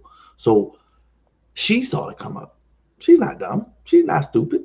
I would tell my daughter the same thing. Secure your future. If you want to be with somebody, you want to lay down with a brother, you want to marry this man, make sure he can take care of you and whatever else y'all decide to do in your life. But at the end of the day, it's both sides. We both have to be accountable. Men, we got to be accountable. Don't let stuff be played. Yeah. Women, don't be a pick-me woman. Nobody wants to pick me. Because at the end of the day, it's always more women than men. And men are always going to be able to pick what they want at the end of the day, unfortunately. And when he has that status and power, until he realizes the power that he has, he's going to be in a situation. Like I said, if he wants to deal with it, I've stayed in relationships I shouldn't have stayed in. I can't lie. Yeah, for sure. You know what I mean? So for years. You live and you learn. You live and you learn. And she in there deep too. I already know because she probably told him like, you know what? It's me and you against the world. This whole time I've been supporting you. I'm the influence that got you to this Heisman moment. So it's just me. They probably even talked about the future and what they're going to do with the money when he gets it. I'm sure they had that whole conversation. They're technically engaged, right? Technically, yes. Oh, see, I think yes, they are. Yep. See, that's. Yeah, I thought that was a little too fast. Anybody in college, if you're watching this, don't get engaged in college. No, don't do it. She got him. Look, he had money to buy a ring. Look, he already spending his money on the wrong things. What are you buying a ring for? What are you buying? Mm-hmm. Somebody, the OG, like Raj and Cavante, an old head needs to be in his back pocket, saying, brother, don't do that. I've been down that road before. The Coach Adams of the world. We have friends in our circles that we can, get advice from. I won't put anybody's business out there, but you got to talk to these people, on both sides. You got to talk to the OGs. You got to talk to the ladies of your family. How do they stay married for all those years? How did grandma deal with grandpa and all that? You know what I mean? These are things that I think are forgotten in today's social media realm. Everybody just wants to go viral for 30 seconds and, be popular. I'm sure next week we'll be outraged about something else, but. So. NBA on Christmas, guys. We always talk about the NBA on Christmas as the official start of the season. We've been saying on this podcast forever. Brother, thoughts you are in Milwaukee, where they did just win the NBA Cup. One, do you care? And number two, do you care about the NBA on Christmas? To both, no. Not this year. I mean, winning the in-season tournament is cool. It's fun, but it don't really. I mean, I was shocked that they beat OKC. I didn't think that was gonna happen, but I think that's the only trophy the Bucks gonna get this year, like in general. So ain't nothing else happening after that. But we got the NFL on Netflix now for Christmas, and then just the NBA this year. Probably the past couple of years just haven't been that fun to watch, man. It just has not been interesting. So I honestly don't really care who wins on Christmas this year. It's just too much going on around that time, especially with football. So with that, how do you feel about the NFL bogarting Christmas? Hey man, you gotta go where the money is, and Netflix gonna pay you. You gotta take that ain't their fault. The NBA is terrible. So they got to come in there and get that bag, and they got Thursday night football after that. So they trying to take the whole week, crazy. Bro. And we got Saturday football. So they taking every day of the week. Yeah, we gonna have NBA a New Year's game next year, bro. They not gonna have Christmas no more. And then that's college football. That's crazy. You know what I'm saying? So real quick, guys, we kick things off. Spurs, Knicks at 12, Timberwolves, Mavs at 2:30, 76ers, Celtics at 5, and Lakers, Warriors at 8, Nuggets, Suns 10:30. So no Giannis on Christmas either, or Dame. No Bucks, by the way. Any games stick out to you, Raj? Hitty stars, Cavante, y'all feel free to hop in. I mean, I'm honestly, this is maybe the first year I'm really not going to be really tuning in. Maybe the 5. No, I don't even want to see the 76ers, and I really don't want to see the Lakers. Nah. Yeah, I don't either. Lakers is awful this year. I'm gonna watch the Lakers just because it's my team, but I'm gonna say this: I am very disappointed in the NBA this year. Well, actually, I've been disappointed in the NBA for a couple years. Years, right? And like from the point of where these games we don't give a damn about them. The NFL has just said, you know what, y'all don't care, so we're gonna take over for y'all. Since y'all want to be lackluster on the court. I just want to shoot threes up and down the court. The NBA ratings are down. Now we got to change the entire All-Star game because you guys don't want to go out there and actually compete at a high level. We didn't have this conversation before on this channel. It's just like they don't give a damn like they used to. They don't care. They're very skillful. The players are extremely skillful, but it's like, where is the heart? Where is the heart at for some of these players? It's like they just want to go out and shoot threes and. They don't want to play defense. They don't want to rebound. They don't want to compete. And I don't understand it for the life of me. They did compete for this tournament. I will say that. I did watch some of these Emirates Cup games, and they actually played extremely hard, which is cool.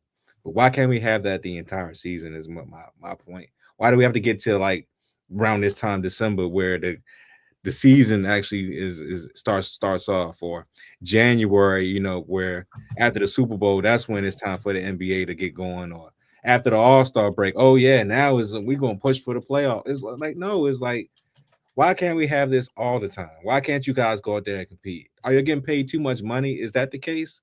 Because we can always like take that away from you now. Since you know what I'm saying, we can always bring out the belt and be like, look, guys, you don't want to play hard. Oh yeah, we got to take $100 million from you. I mean, we shouldn't have to do that. I mean, the guys before y'all.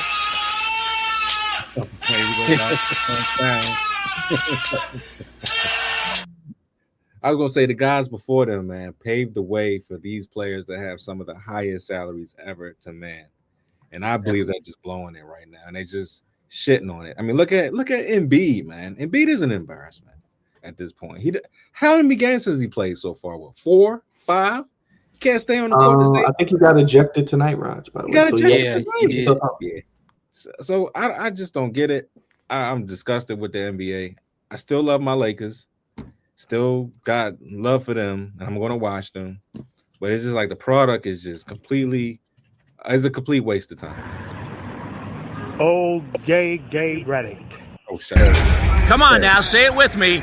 Everybody beats the Wiz. We only got 4 wins, which is a damn disgrace. Washington Wizards got 4 goddamn wins in the capital. They're in the nation's capital and got 4 goddamn wins. That's not necessary. It's the truth, though. So unnecessary. I'm glad the Commanders are doing well. I got something. Jesus Christ. Yeah. That's Javante, Christmas Day. Are we still caring about the NBA? I mean, like I said, the NFL seems to be that's their new home now too. So I think I agree with Raj, and we've talked about this before. It's been a couple years. It's really been a couple years. Probably the last one was like the last stretch of like the Warriors Cavs when LeBron was in Cleveland. That was probably like one of the last like Christmas Day games where it was like, oh yeah, this is going to be some good matchups. After that, it's been on a decline, and I agree with Raj with that. And also to the question I asked, Hattie's thoughts. Yo, this is the NBA's fault. This is the NBA's fault. You left the door wide open for the NFL to just y'all ratings went down. Y'all ratings went down, and the NFL saw opportunity, which they do very well. Raj, the NFL does that very well. Like they getting on streaming services, Amazon. The Amazon broadcast looks great. I look forward to it. Yeah, I love it. Now Monday Night Football is they still living off the old stuff, but the Amazon Thursday Night Football is great. Now we'll see what Netflix does, because Netflix did the Tyson Paul Logan Paul Tyson Paul matchup. So they're experimenting with sports. Netflix is trying to stay relevant too, because Netflix was, so sports is the way to go. So now we'll see how there's some kinks to work out, because we was watching it. Oh yeah, there's some kinks to work out, right? They better not jack this Christmas up. Yeah, they better not. But if it goes well, now we got something. Now we got an annual thing to do. Yeah. And now Netflix is up, NFL is up. You know what I'm saying? But I go back to it. It's the NBA's fault. Like, the product has been subpar and that's been nice. And that's absolutely been nice. Everybody thinks they can shoot threes. It looks like LA Fitness out there. They look like professional LA Fitness players. You know what I'm saying? Like, that's how the product that I'm saying is product I would see at a pickup game. And it is what it is, and nobody wants to see that.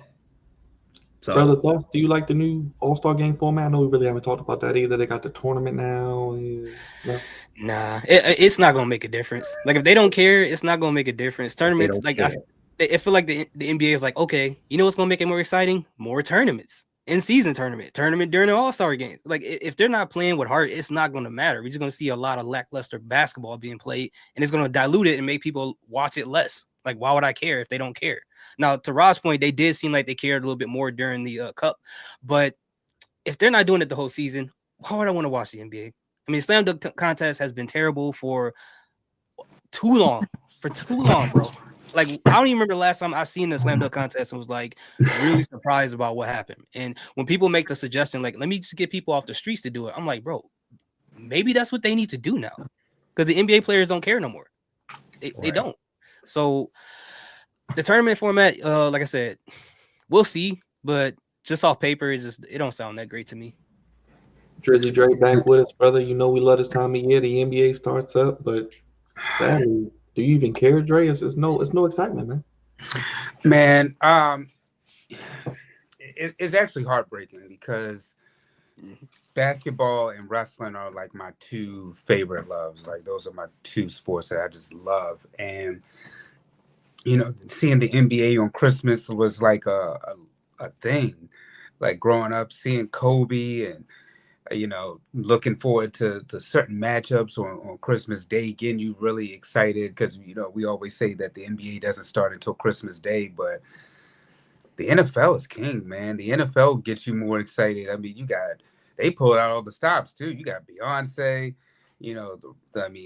Ravens Texans is it's okay matchup, but it would have been better if Stephon Diggs and Tank Dell didn't get hurt. Yeah, for but sure. I mean, injuries happen, so I mean, it's still gonna be a good thing. But I mean, the NBA just isn't getting me excited about the matchups that are going on or anything happening really right now in the league.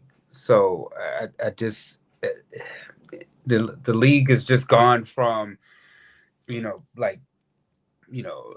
good basketball to now it's like everybody's just shooting threes. Nobody's like doing penetration to the rim. There's no mid-range. There's no put your back to the basket. There's none of that. It's just like they don't even value 24 seconds on the shot clock no more. It's like if you can do it in 10 seconds, like somebody's just going half court and then throwing up a shot, and then you see that they miss a bunch of them. So I don't even understand why they're doing all these threes. I just feel like this is Mike D'Antoni's fault. This is all his fault. I blame him. I blame the Warriors, and you hate to blame them for that, but it's like, dude, not everybody can be Steph Curry, and it's like they trailblazed away, but at the same time, it ruined the game because now every team feels like they have to be the Warriors, and it's like y'all aren't them, so y'all can just do what y'all did, and it can work, but the fundamentals of basketball just aren't there, so it just makes the product not good. And I know there's complaints in the NFL about the officiating, people not tackling properly. There's too many rules that lean towards the offense, but at least the football games, it seems like they're fun. They're still close and sound and good to watch, a good product to watch. Even baseball, baseball, some people might say is boring, but you still see like elements of the game and how like our World Series that happened. Those were good games. Like, and it's just the NBA is just. I'm not excited like at all about this season. And normally you come into a season, and we should be, because you got PG-13 coming in with the 76ers. You got Embiid, Cat going to the look. We know, man. You got Cat to the Knicks, and you should be excited, and you're just not. I mean, Embiid saying that he's not gonna play every game. I mean, the Celtics, it just seems like they just about to win it by default. The Nuggets have seemed to fallen off. Roger, our Lakers, they start out good, and I just don't know when the world's happening. So I'm Dre, listen, man. I'm sorry to go on that long soliloquy, but ask me about because you're right. You are right. 100%. But guys, you know what I think the problem is? There's no conflict. There's no rivalries. There's nothing. That's true. There's nothing that's grabbing. That's like I'm looking for that. But that's why I said the last time it was real crouchy. This time was Steph Curry, LeBron. That's the last real rivalry that we had. Everything else is just fluff. Yeah.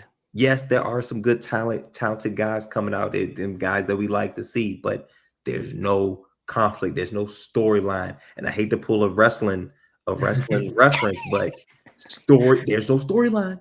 Yeah. There is no story. There's nothing. And that's why there's nothing to get excited about. LeBron is old. The story was him and his son. Yeah, that was a story. That was a story. And now it's over. It was worth 2 chapters, maybe. You know what I'm saying? And it's not a thing anymore. Right. So it's nothing. And I hate to say it, but it's nothing. And that's why we're not excited. You're right, because in the NFL, you're right. You still got whether the Chiefs can three-peat. You got can Lamar, Allen, or Burrow be the one to take over? We got bite kneecaps. We got bite kneecaps in the NFC. Oh, and look, the Eagles by themselves. Yeah. The Commanders are a story. I mean, even baseball had a story with Ohtani with the Dodgers. Then you had Soto coming over with the Yankees. Like it was still. You're right. It was even baseball outdid it when it comes to the story. You're right. The NBA just doesn't. I mean, what's the story? Whether or not Embiid's going to play tonight.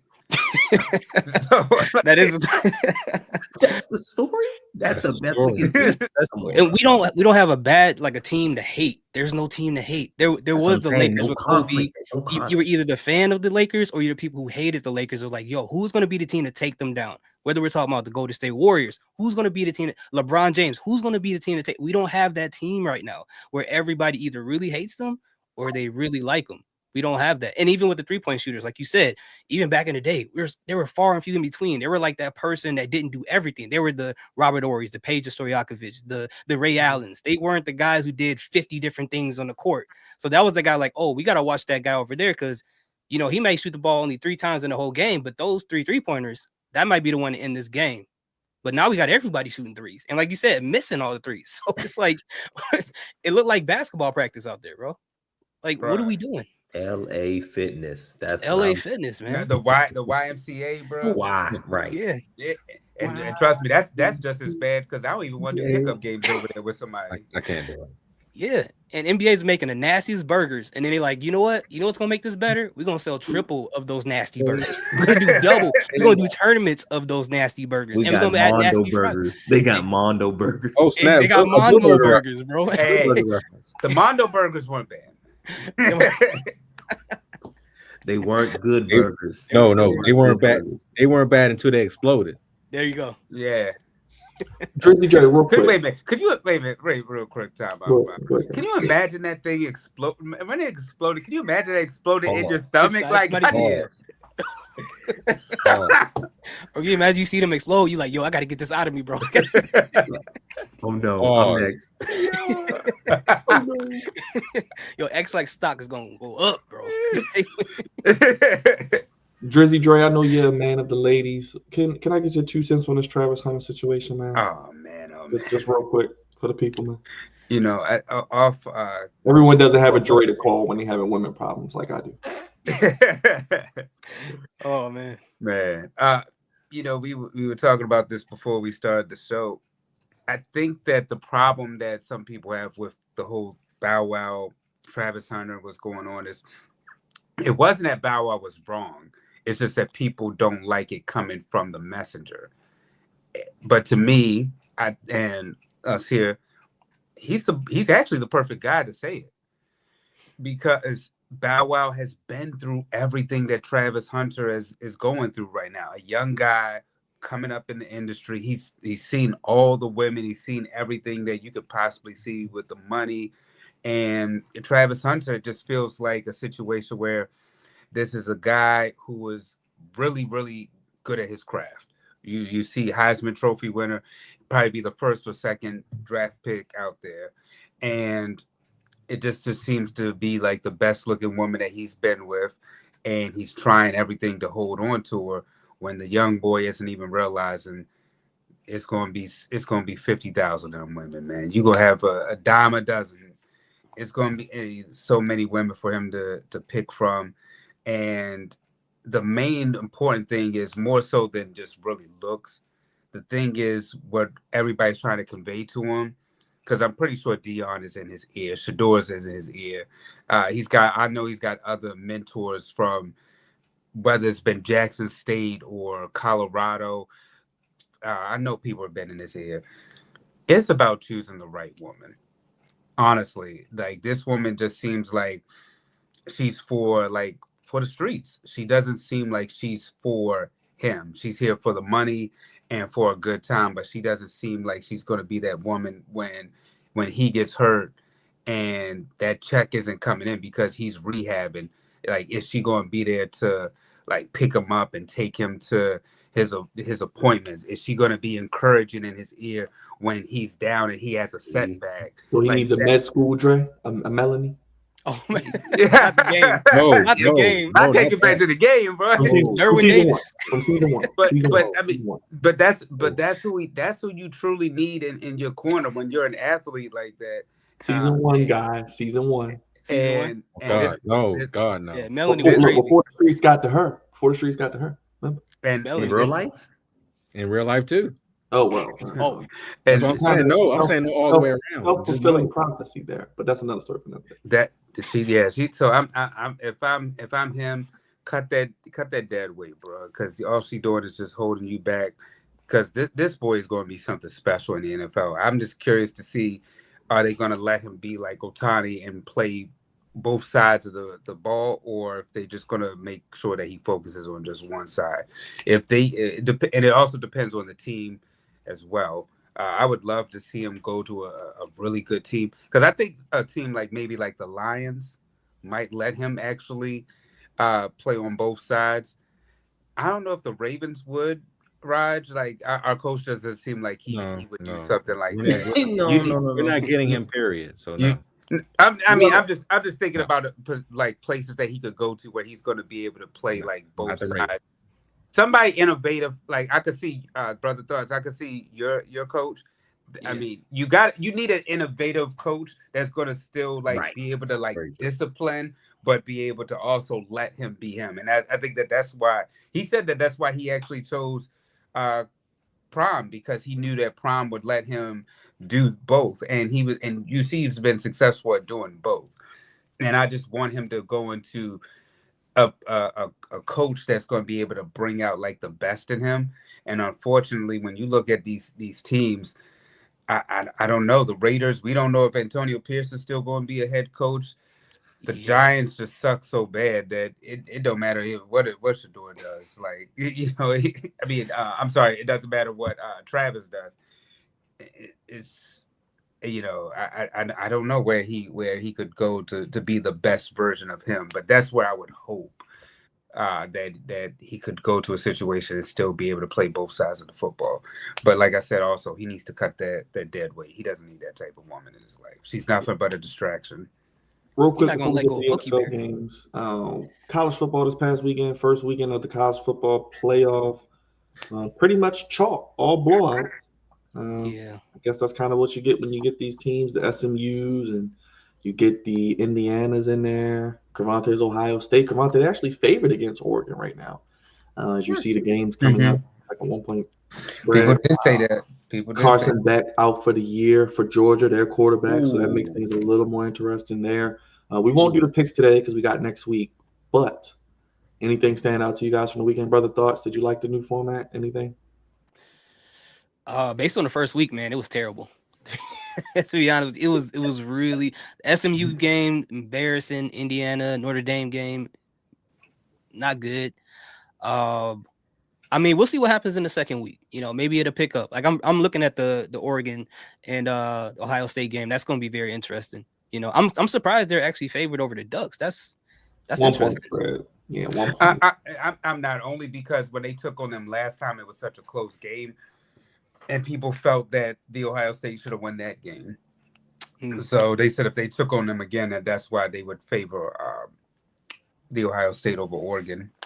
And I think Boise State is 10.5-point underdog to Penn State.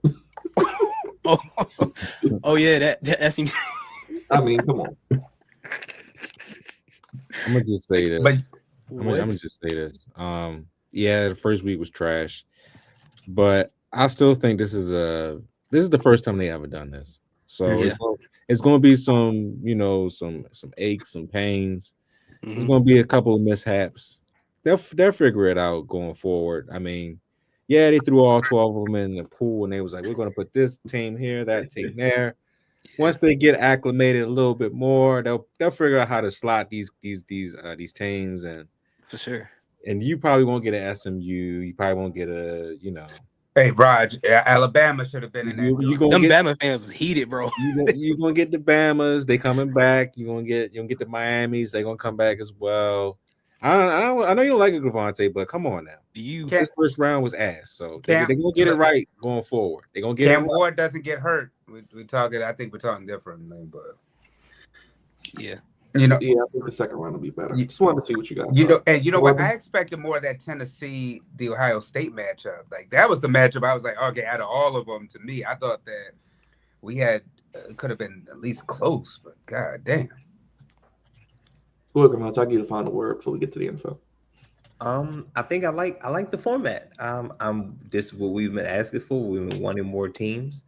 But I also am not surprised at the results. Like Rod said, when you get some of these teams that's not used to being in the spotlight against teams that's regularly in the spotlight, these kind of things happen, and I think they'll get better over time. But this is a first round that I expected. The second round is it. This is supposed to be the competitive second round. Now, I don't know about the Notre Dame, Georgia. If Beck is out, I don't know how well that's going to be. But I was looking forward to that game if he was going to play. Not sure how that game is going to play out, but all eyes are on Oregon and the Ohio State. Also, this is the opportunity for teams like Boise State and Arizona State to put a stamp on the nation. Like, yo, we're really here and we deserve to be here. So those are two very important games. Like, I'm not saying they have to win; they have to be competitive. They can't get blown out. You got to be competitive in those matches for Arizona State and Boise State. And even this past weekend, I know we're not doing the picks, but we all didn't do bad. I mean, we all, me, Karate, Byron, we 4-0. Raj, you went 3-1 because you had picked Clemson over Texas. That was the only mix in this app. So, I mean, we were close with the picks. And rumors are, guys, they're going to 16 teams potentially as early as 2026. So I Wow.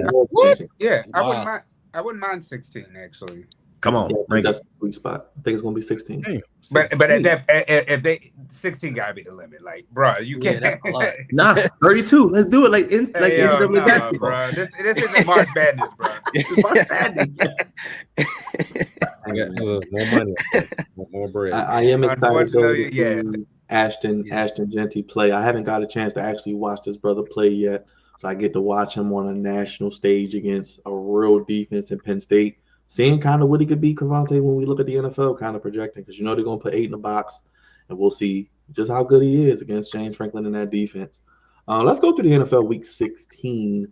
Brother, thoughts? I want to start with you on Thursday. Chargers, Broncos. What are your thoughts on these two teams, man? They're both playoff bound, it looks like. Bo Nix, the rookie. Chargers, I guess charging is still a verb. Jim Harbaugh. What do you think about these two teams looking like they both head towards wild card spots in the playoffs? Out of the two, actually, we were just talking about this earlier. Bo Nix is really a really solid quarterback. Although he lost that game, I get it, but he's a really solid quarterback. He's gonna be great in the next couple of years. As far, I don't really trust the Chargers, even though they won that game. When it comes to the playoffs, it's just something about them that feel like it's just something you can't trust about that team. Like, it's just something that's off, regardless of Harbaugh. But out of the two, I really think the Broncos are probably the more solid team between the two, like, in my personal opinion. But, hate to say that about my other SoFi brother, but, that's just how they look right now. That's okay. Their fans are still in San You Diego. don't care. You don't care. It's okay. I don't. We call them San Diego Chargers. It's okay. It's okay. They don't really have, LA fans. Let's talk about the Chiefs. And then I'll start with brother thoughts and we can work our way. 14-1. This brother Patrick Mahomes must be made of vibranium or something because he was broken ankle. It looked like he's back running like he's Lamar Jackson, throwing off of one leg. I mean, what is it going to take to beat this team, brother? Do you think they can three-peat? I mean, we've all pretty much sat up here and said until they get beat, we really don't see anybody beating them. I guess maybe the Ravens have the best chance in the AFC. What do you think about the Chiefs, man? Are they just that team right now? Are they the dynasty of this era? Yeah, we were just talking about that earlier. They kind of like the Patriots. They could just kind of change what type of team they are. They could be defensive this year, offensive this year. They'll be so great on one phase of the football team to where the other two phases don't really matter. And they figured that out. They figured out how to win games. And I think at this point, that's really what matters. But the best way to probably beat them is you got to get touchdowns in early. You can't give them time. You can't have them put points on the board early. You can't have it where they're only winning by 6 points, because as soon as Patrick Mahomes gets that ball, it's not going to matter anymore.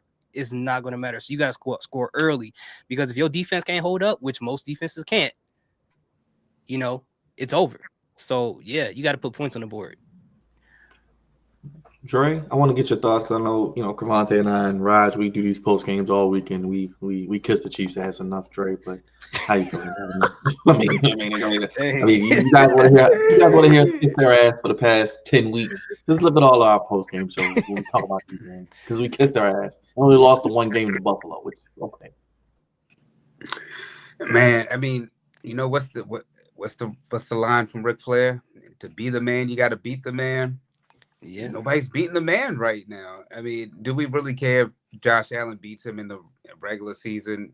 Nope. Patrick, they all say it. Until I beat him in the playoffs, it don't matter. So, yeah, we call them the tribal chiefs for a reason, and that's what they are. They just dominate. It doesn't matter if they're winning by one score or less. They are literally just handling business, and they look like the new Patriots until somebody knocks them off. And like you said, Byron, I've been saying I think the Ravens are the team that'll do it in the AFC Championship game. The perfect story is for them to do it at their place in the AFC Championship game. That's what it's lined up to be, Dre. It looks like the Ravens may have to go to Buffalo and Kansas City, but I'm gonna keep my long-term thoughts to myself, so we'll see. Hey, look, I told you, I think the Ravens can do it. But I think Buffalo. I want Buffalo. I think they're gonna get exposed. Yeah, they struggled with the Patriots yesterday. Yeah, I think for us the Ravens, the biggest hurdle would be getting past the Steelers and the Chiefs. But the Chiefs, it don't matter what it is. They find ways to win. It may be ugly, but they find ways to win. They just have the best coach quarterback duo right now in the league. As long as Joe Burrow don't sneak in, I'm good. Real quick, Steelers, Ravens, Raj. I know you want to give your quick thoughts on that, brother. Thoughts you can get in, and Dre as well. I know you went on the post game, but Ravens get to 10-5, clinch the playoffs, which we all expected. It's not about getting there; it's about what they do in the playoffs. We all kind of saw that before the season starts. But another short week playing on the road against the Texans. Played tough against the Chiefs, but losing Tank Dell. Rod, you got to like what the Ravens are lining up to be, man. They could possibly win the rest of their games and be that 3 seed winning the North, man. Something we didn't think would happen. Yeah, and it wouldn't surprise me. If they do that, they win the rest of the games, win these last 2 games, and make a run in the playoffs. They're built to do it. They're built from the running back position. They're built from the quarterback position, wide receivers, tight ends. The defense is supposed to be nice from the jump. They had a little mishap at the beginning of the season, but they're figuring it out as the season goes along. It just always comes down to one thing, and it's coaching. Will John Harbaugh coach the team up when it matters the most? Will they not lose their identity if something doesn't go right? That's the question I always have. And so far, he's been failing at his job. So we'll see what happens in the playoffs when we get there. I think this team can go all the way. I'm not picking them to go all the way, though. But we shall see, man. Yeah, they beat the Steelers. That's great. I'm glad they finally got that monkey off their back. But what can they do going forward? It's what's going to come down to them, pretty much. If they're going to continue to be that team that we know that they can be, or they're going to be the other team that we've seen that they can be also. Go ahead, Dre. Real quick. I feel like the Ravens, like Raj said, they got that monkey off their back, beating the Steelers. I'm glad that they beat them in the fashion that they did. A lot of mistakes with the Steelers, man. Russ, like Tom Brady was saying on the commentary, as soon as Russ threw that pick, he knew that it was going back. I think Lamar really looked good out there. Was able to really figure out that Steelers defense this time around, and the fact that they fed the beast. I loved it. They kept giving Derek the ball, whether he got 1 yard, you could just see that. All right, it don't matter. We give it to him like 20 times, and he's just getting 1 yard at a time. Keep giving him the football, and eventually he'll wear them out. He had over 100 yards. I think 150 was total yards Derek had in that 162. game.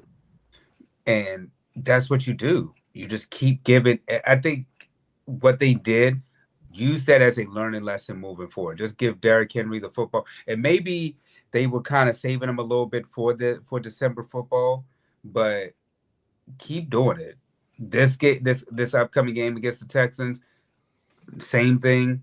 Game against the Browns, keep giving Derrick Henry the football, and remind you too, if the Steelers lose another game, they don't have the tiebreaker over the Ravens anymore. The Ravens can take over and win the division, and that's something I said was a hindrance. Not only was the record, but I also said that if the Ravens can win the division, that propels Lamar to be MVP. So, though there's a lot of factors within the next couple of games, but they got to continue to feed Derrick Henry the football, and the defense, as you can see, is starting to come around too. Brother thoughts, and Cravante, your thoughts on Ravens Steelers projecting the rest of the season as we head into Week 17? I actually wanted to jump out there and say that the New Orleans Saints look like my favorite movie, which is A Nightmare Before Christmas. They Why is that the Monday night game? Why we can't flex this? We can flex everything else. I don't understand that one either. I don't know. I don't know how it works. Is it because it's a different day? Is it because it's a different day? You don't touch the Monday night games. They flex you to Thursday or Sunday night, but it's no Monday flexing. Man, is it in the contracts that they don't do that? Well, you know that Peyton Manning and Eli didn't do this game, so they didn't really care to flex it. So that lets you know right there. When it's no Manning cast, no game that you have to care about. You know what? Yep. Like who that game was over before it even started. Really? Like I think they all just knew, like, yeah, we about to lose. Yeah, but yeah, A Nightmare Before Christmas. Go ahead, come on. But so let me see. Hey yo, you better be careful. Hey. It's okay if your team stinks. Be careful.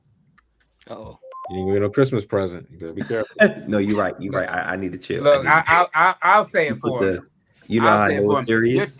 Your team sucks. You know how I know it's serious, y'all? Because she put the accent over the E. Oh, wow. Oh, I see it. That's how I know she's serious. So look, I told you, I'll say it for you. Her team sucks. Who's her team? The Saints. But the Ravens, I thought this was a must win, not for no playoff implication, just like you said, get this off your back, because the Steelers have had y'all number for, the better part of the last, 8-9 games or whatever it was. This was we need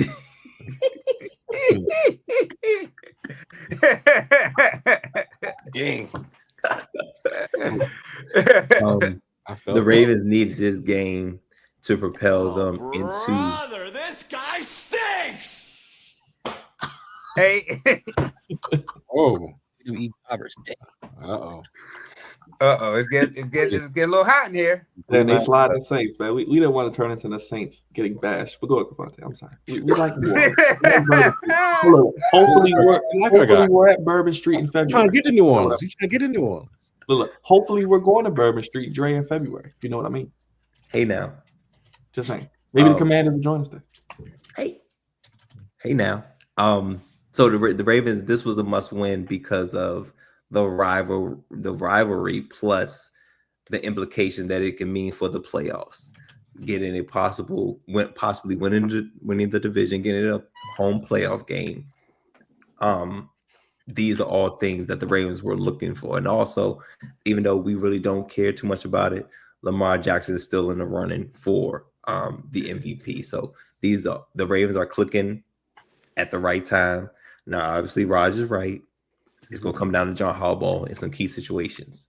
But getting this win is a good move in the right direction. Go ahead, brother. Thoughts? I'll give you the last word on it.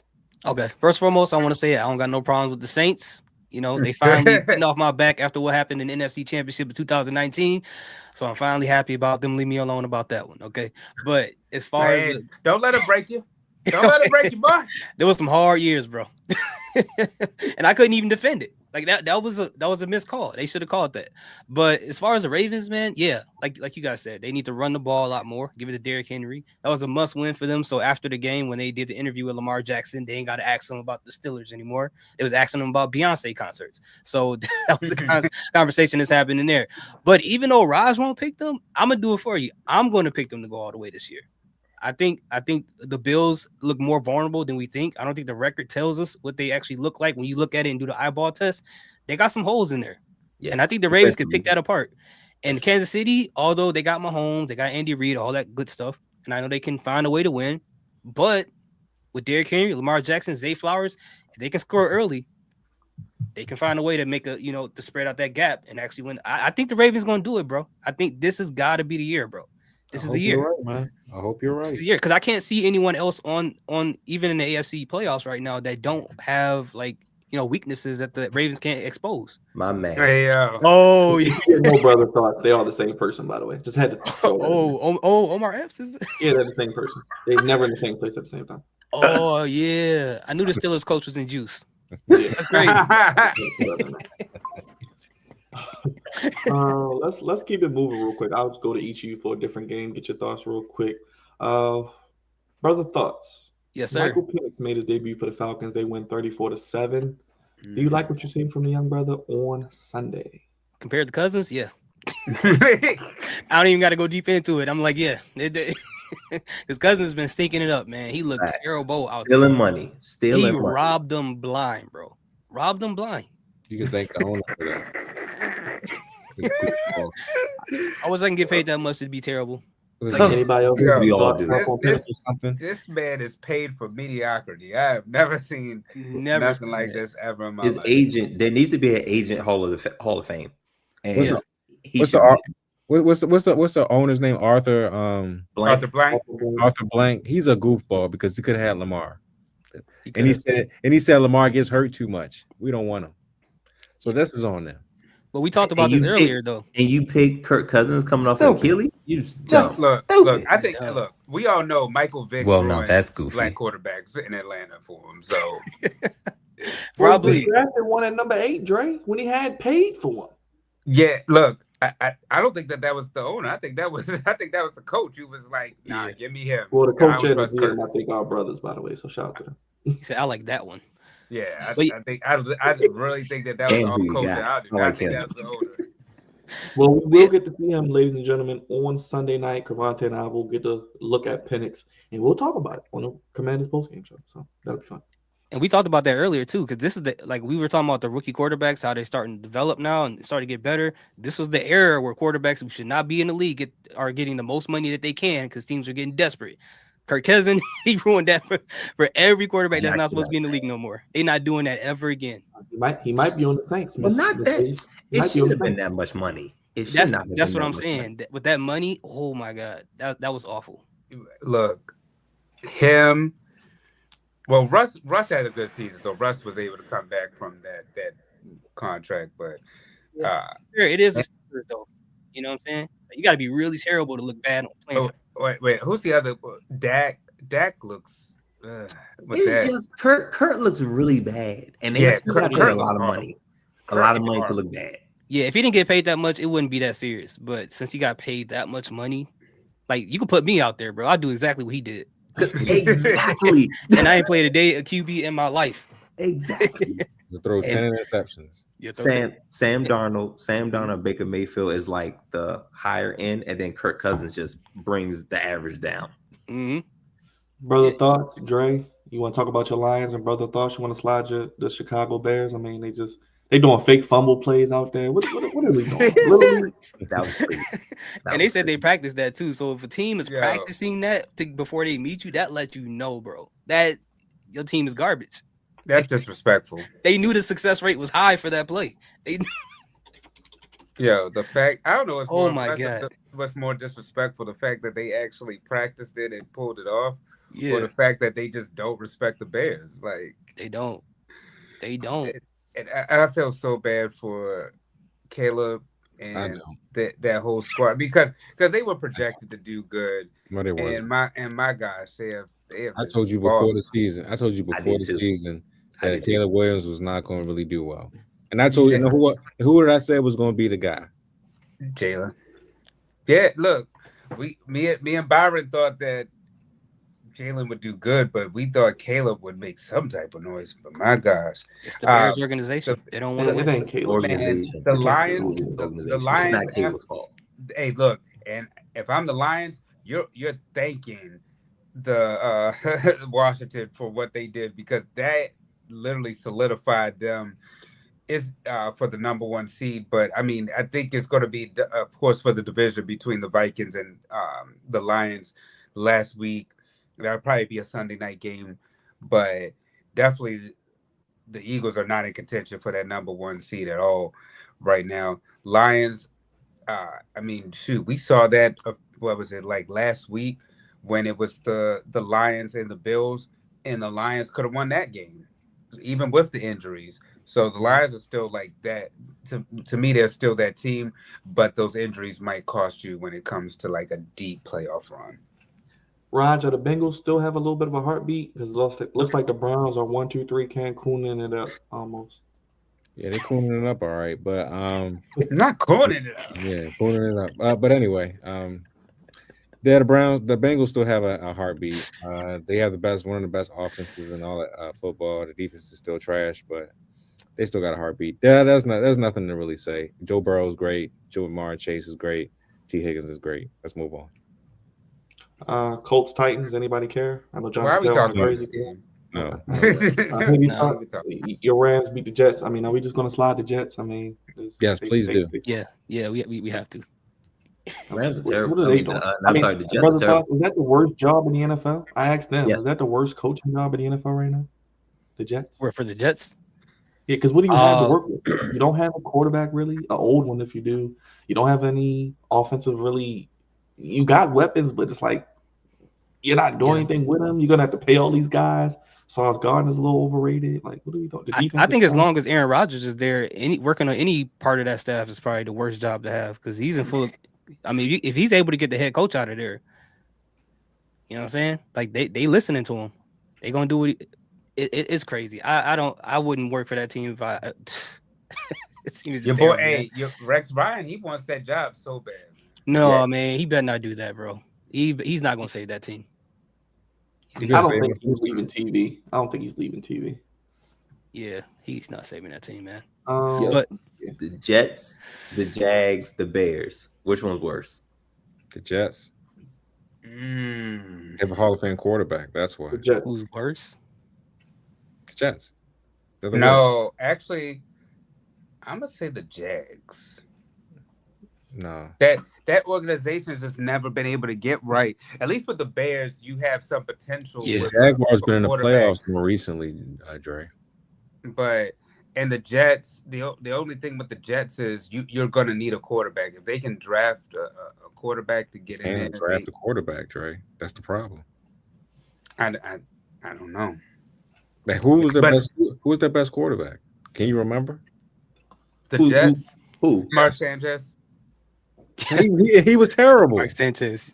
Exactly. I told you, he got them to 2 AFC championship games, man. And he was god awful. That was the defense that did that. And then what was it, Byron? I mean, Kravata, you said the Bears, Jags, and Jets. Yeah. The only reason I say the Jags remind me of the Chargers before Harbaugh. Like, they have the quarterback, but he might be a little overrated. Oh, wait. I'm sorry. And the Giants. The Giants is a pretty. Oh my gosh. Never mind the Giants. The Giants is got to be the worst team. Yeah, that's the worst one. That's easy. Yeah, when you named them, I'm like, okay. The others, like, you kind of be like, okay, they got some potential. The Giants got nothing. Yeah, like nothing. You're literally, that's an expedition team. Expansion team at this point. Expand them expeditiously. Commanders beat the Eagles. I know we talked about it ad nauseum with the post game. How you feeling, man? And primetime Sunday night game, a chance to clinch the playoffs with the world watching. Who would have thought? It feels good to be wanted on primetime, because guys, we were that team that was like, why would we ever be on any other time slot other than 1 p.m. And guys want to see. I mean, folks want to see Jaden Daniels. Folks want to see the Commanders play football, and it is different. It feels good it feels good that things are changing. So this is really good moving forward. And Jaden Daniels, he looked like Lamar Jackson out there with the 5 TDs. You know what I'm saying? So yeah, man. And they were telling me that this is what the people was telling me. The people was telling me that was the best defense. I'm just saying. They said that was the best defense, and they didn't give up more than 2 passing touchdowns all year. He got 5 of them things after overcoming 5 turnovers. I'm just saying. I think we got our guy. And also 2 black quarterbacks, young boys, headlining Sunday Night Football. Woo. Hats off to that. My man, Michael Penix. You know what? I thought it'd be sooner though. This is kind of late for me, but I thought he'd have got in. We know why it wasn't sooner. They had to try to make it worth it, right? Look, that's like a relationship. You try to make that thing work, man. It's like when that thing ain't working, we passed that segment, man. We keep going. We got to keep it moving. The Cardinals can't get right, but Bryce Young, guys, looks like he's got a heartbeat. Panthers play hard. Yeah, I'm happy for Bryce Young. He's been struggling his entire career, but finally, since they benched him and put him back in, he's been playing well. They've been fighting hard.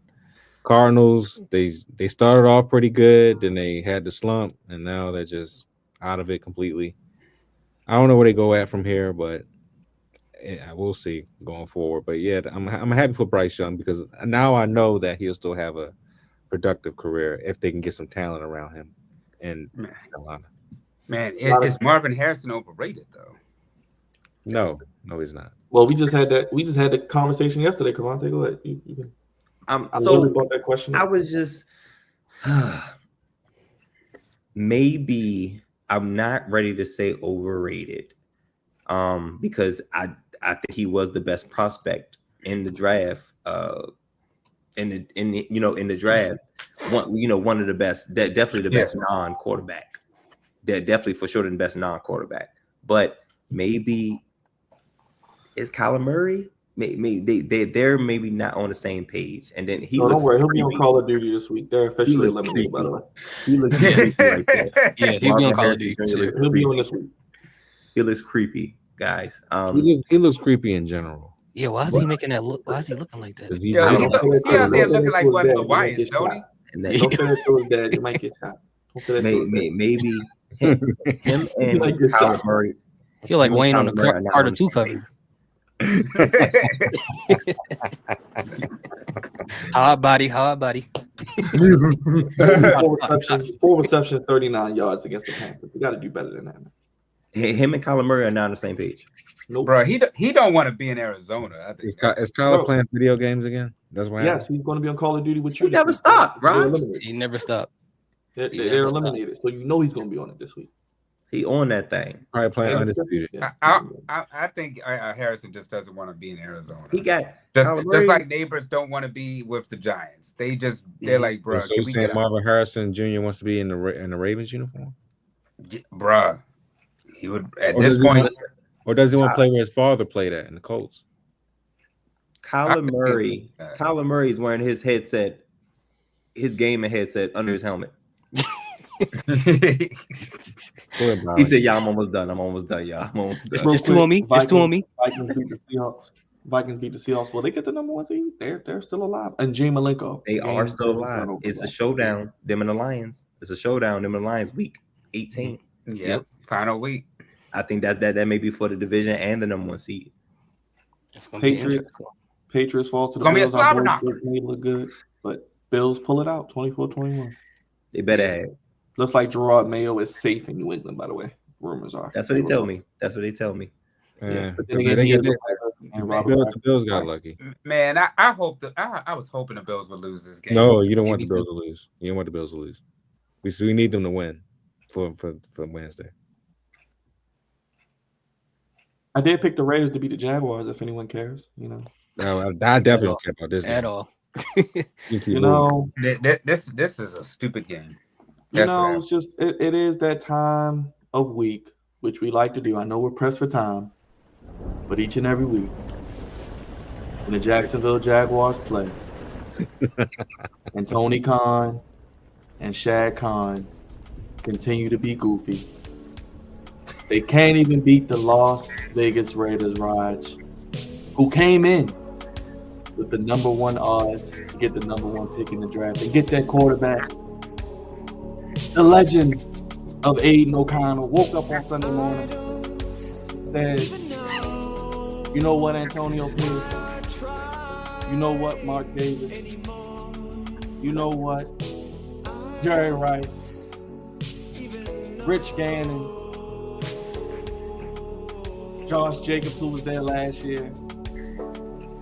I'm going to rise up, and I'm going to have a Christmas miracle of my own, courtesy of the man who can't get it right. He has billions in his bank account, but he's senseless where it matters the most. It's the Khan family. Yes, an appropriate last name. As the Jacksonville Jaguars fall to 3-12. Oh yes, they did just pay their franchise quarterback. He's not a franchise quarterback. Yes, they didn't draft Aiden Hutchinson, who's now with the Detroit Lions, great fight kneecap, and he was the number one player on the board. And no, they cannot book and tell us football with Tom Motley and Jeff Ryder. And yes, their ratings are dying each and every week, just like they're dying on the football field. But wait, there is more, guys. We go on down to South Beach, where we know you love South Beach. Two teams are underachieving. The 49ers, the Super Bowl aspirations just came from the Super Bowl, matter of fact. The Dolphins with Tua and his brand new contract, former San Francisco coordinator Mike McDaniels. They win 29-17. Tyreek Hill is busy making more carries than making plays on the field. And the Miami Dolphins beat the 49ers. And the 49ers, brother, thoughts in the NFC West. Yes. Yes. Yes. Stay out of my playoffs. Stay out. Stop taking up opportunities in Super Bowls. Y'all gonna keep going there and losing. Stop taking up spots, man. Give it to other people. I agree. Look, Byron, we said that they wouldn't make the playoffs, bro. And they did it. We did. And the Dolphins, I don't even know what the Dolphins are playing for at this point. It's just maybe pride. We want Calais Campbell back. Yeah. No, we don't. Yes, we do. Nah, he sucked. It's so crazy, like the Jaguars, man. How terrible. I just keep thinking back to when they had Blake Bortles and they had Leonard Fournette and they had Allen Hurts. Like they had that team, bro. And Jalen Ramsey. Yeah, man. It's crazy. Yeah. That was their only chance. We just play risk, guys. That's how we get through it. You know, we bring some fun to it. Cowboys, for some reason, keep winning. I don't know why they're winning, but whatever. Keep them moving. Keep messing it up. Couldn't believe that. They're eliminated. Then, so are the Bucks. I think they're eliminated too. You know, one more time. Not the Bucks. Holiday season. And the Falcons, I think, have the same record. Yeah, you're right. You're right. You know, we're in the season of giving. You know, ESPN, you know, they want to raise my Disney Plus price. They do? know, yeah, I saw that. Marvel hasn't been hitting lately a lot, much like AEW at times. You know, the great movies of the past, they got to bring back the legacy actors. They're bringing back Chris Evans. They're bringing back Robert Downey Jr. They're just bringing them all back because they just want to recap the magic they feel in. Yeah. And in Lambeau Field, where they seem to play every game at home in December. Here you go. On Monday Night Football, the Cleveland Packers. Who have a chance to pitch the playoff first? Jordan Love, showed no love to the Saints in this game. Sorry, Devontae. And the entire city of New Orleans is once again. Oh, does mine do that? Getting buried. And another franchise to join the list of the Giants, the Jets, the Jaguars, the Raiders, the Bears. You can add the New Orleans Ain't to that name yet again. Don't worry about going to the game. They got bourbon for you. They got your crawfish. They got your bounce. Because the New Orleans Saints, As a matter of fact, since we're talking about New Orleans, where is Zion Williamson? Has anyone seen him this year? Has anyone seen the New Orleans Pelicans? I think they only got, 5 wins? Somebody check that. What is going on in New Orleans? He over there eating or making babies, something. I see Zion Williamson getting new tattoos. Always messing with those wonderful white women. One of the two. What is going on? Game ball, not so game ball. Brother, thoughts? Game ball is our player of the week, and our dud of the week is the not so game ball. You got any candidates, man, for this week, man? I know we talked about it a lot. Game ball, ooh, that's a good one, man. I'm gonna have to give it to Jaden Daniels for the game ball of the week, man. I like what he did. And helping eliminate some teams from the NFC West. So I gotta give him extra points for that. And then not so. Honestly, it sounds weird, but I'm gonna give it to Devontae Adams. He dropped a lot of key passes in that game. I'm gonna give it to him and Aaron Rodgers. They can share it because Aaron Rodgers was trying to force the ball to him to get that 500 touchdowns and didn't look too good, man. They should have won that game. They actually in the second quarter, they had the Rams right where they wanted them. They kept the offense off the field. They should have scored going into the second half. Aaron Rodgers, Devontae Adams blew it. They really did. Go ahead, Raj. Well, he took my not so game ball, but that's cool. But I'm gonna give my game ball to the old faithful. He came through this weekend. I was there. LaJackson Young and Derrick Henry was unstoppable. He was running over people. He was fantastic. Both of them combined. It was amazing to watch in person, as it always is. So Lamar and Derrick Henry both get my game ball. But my not so game ball will probably have to go to it probably got to go to no, wait a minute. Let me see. God damn, I got to think about the Pelicans wins. Thank you, Dre. So you got to scroll all the way down. By the way, look under the Jazz, under the Trailblazers. I mean, one more win than the Wizards. I'm sorry. My not so game ball. My not so game ball's got to go to Kyler Murray, man. They were in the playoff hunt for a good minute, and he's regressed back to his old self. He has not been playing well, and that team has not been playing well. So now they're officially eliminated. And like I said before, a couple minutes ago, where do they go at from here? Who knows? But they get my not so game ball. They're eliminated. It's over. Sad thing. Cravante, let's go, Dre. Jersey Dre, go ahead, Dre. My bad, go, Dre. Start low, end high.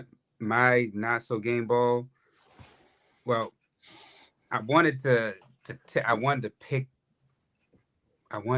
this something, but I'm gonna give Cravante a alley hoop. I'm gonna take one from you, but I'm gonna give you one.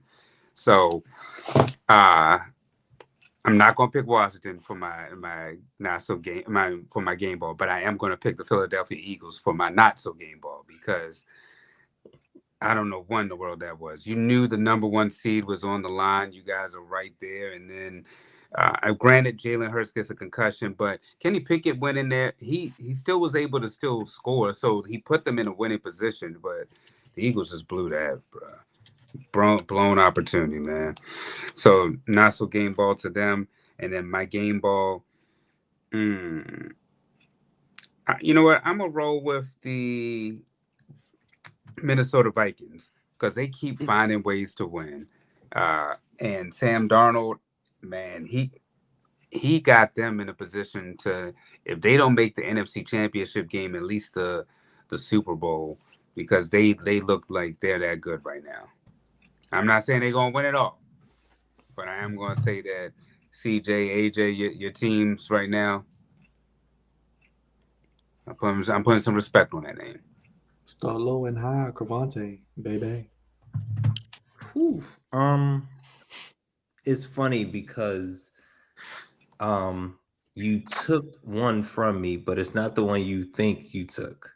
I am, because actually Brother Thoughts said Jaden Daniels, so that one threw it all out out the window. But I usually start low and I'll end high. And my not so game ball is actually gonna go to a team that won. the Vegas Raiders. What the hell are you doing? What the hell are you doing? What are you doing, man? Now you win. Why?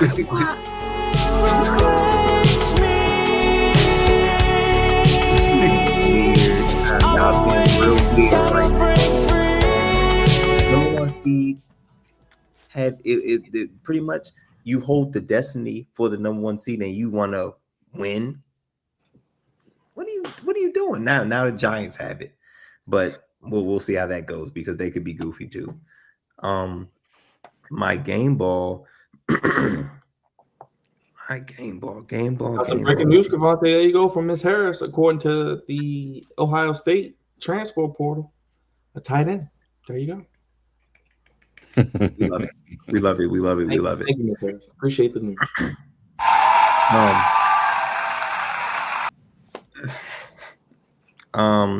Game ball. So that's the game. That's what you actually took was the game ball. Because I wanted to give Minnesota Vikings some love, but I'm actually going to give it to, I think, Michael Penix. Michael Penix first game coming in, putting up 30. Well, helping the offense put up 34 points in his first outing. He did play the Giants, but nonetheless, a rookie is a rookie. You know what I'm saying? I think he played pretty solid in this first game. Appreciate that, Cavante. Dre, you got the picks real quick so we can get the week 17 picks, and then we're going to get Berth out of here and then get Cavante. So, like I said, Raj went 3-1 with the college football. The rest of us went 4-0. Total, Byron, me and you won the picks 16-3. Cavante 13-6, and then 12-7, which brings the standings to Cavante's in first place, 168.75. You're right behind him, 164.79. I'm in third at 163.80, and then Byron 159.84. So it's still close. Now let's take this bad boy home. Take this thing home, man. You got a brief lead, but you dipped a little bit, baby. You dipped a little bit.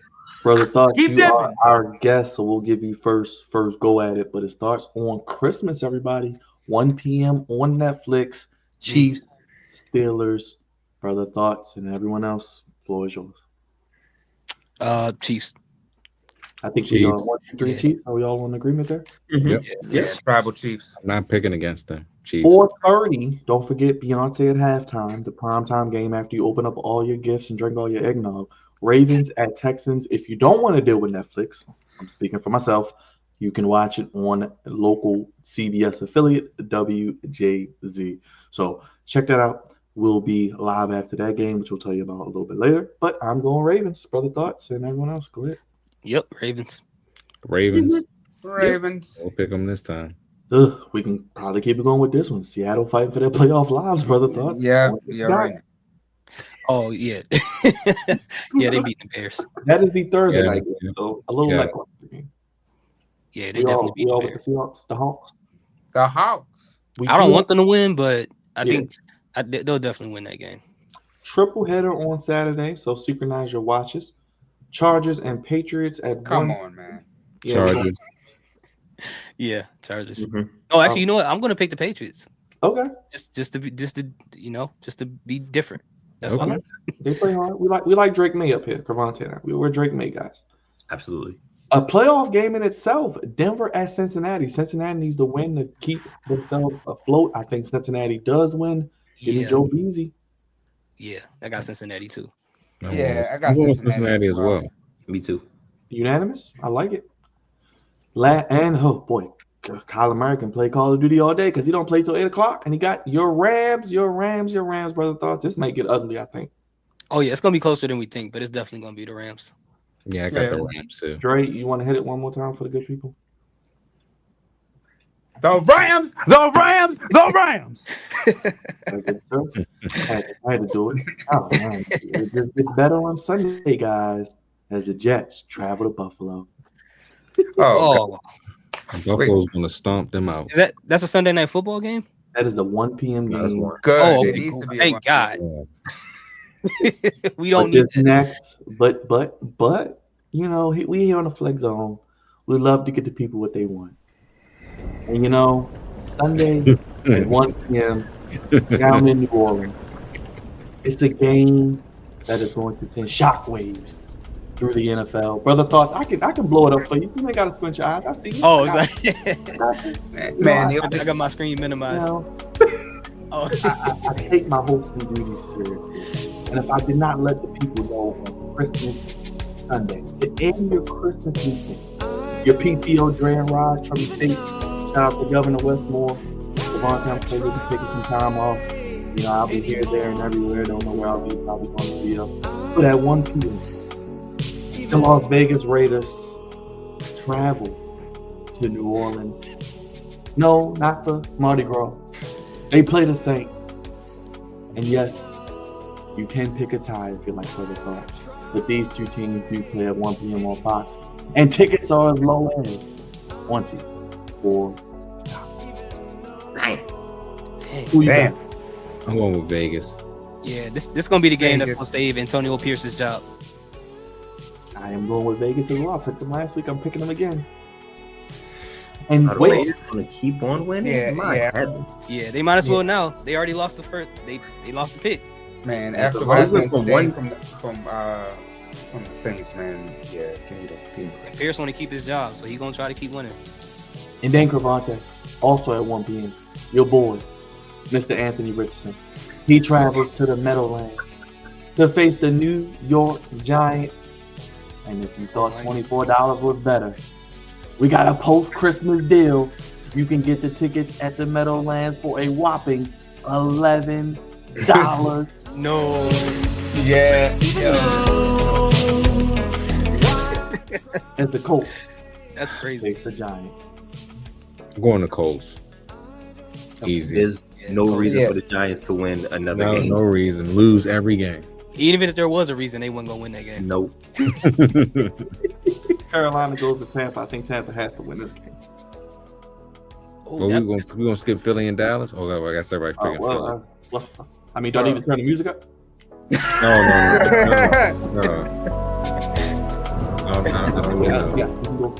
It's Philly. Yeah.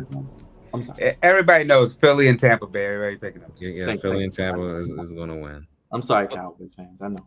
Oh my gosh, do we have? We might as well just keep on the rest of the damn show. What are these games, man? This is horrible. Then once you spend your $11 in New York, you know that ain't gonna get you much outside the stadium, but it'll get you much there. So who we rolling with for these next two games? The Titans travel to Jacksonville. Yeah, Tennessee. I don't know. I'm not sure. I'm going to pick Jacksonville because they're at home. But you can get tickets as low as $22. Damn shame. Look at $14 for Cleveland and Miami. Oh my god. Yeah, these games are terrible. I'll say. Oh, it's in the cold. Something's Tennessee. Something's telling me to pick the Browns. Yeah, I think the Browns is going to beat Miami. I gotta see Miami do good in cold weather. So then, I'm going out on a limb. Maybe not, but Browns. I'm going out on a limb. So, you have the Titans. Is everyone else going Jacksonville? I'm going Titans. I'm going Titans. No, everybody's going Titans. I'm going Jacksonville. Call me the goof. Look, I told you I spent some time down in Nashville, man. Miami and Cleveland. Y'all going Cleveland? I'm going Miami. I'm going Cleveland. Yeah. Everybody's going Cleveland, man. Come on. Yeah, I'm gonna go Cleveland. Green Bay at Minnesota. This could get tricky because Green Bay could throw right in Minnesota playing. I got Minnesota. This gonna be a good one. Wins. I think. I got Green Bay too.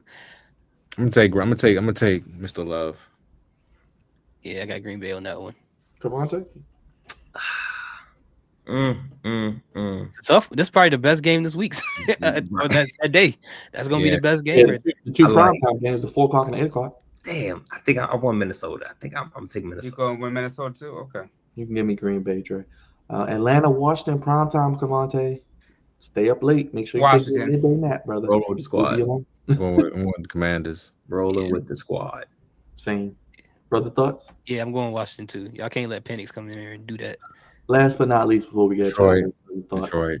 Rematch of the NFC Championship game. Yeah. Detroit. Okay, Yeah, I think Detroit. that's all we Yeah, got. Next Detroit. week we'll do Football. brother, thoughts. We have kept you long enough, my guy. We appreciate you being here, staying with us this long. We want to give you your flowers, brother, and we want to celebrate you and just give you a Yes. hand for being with us and all the great work you've done. Thank My you. God, I appreciate it. man. I appreciate it, guys. It took me a little bit to kind of loosen up No, during sorry. this. Oh, go ahead. Sorry.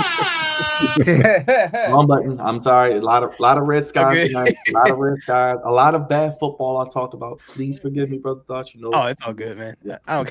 I don't care. It's No, been a yeah, pleasure. it took me a little bit to loosen up here, but yeah, I appreciate you guys having me on. I really do. Like I said, like I told him earlier, like I appreciate y'all channel. I watch everything y'all do. Y'all do some really, really good content, from the interviews to the shorts that you guys do about any sport. I think you guys are like severely underrated, and it's not because I know you guys. It's just because I watch the content, so I know. I watch other channels too, and somehow I always end up coming back to the Flex Zone podcast channel and watching what you guys put up. So, man, you guys are really underrated.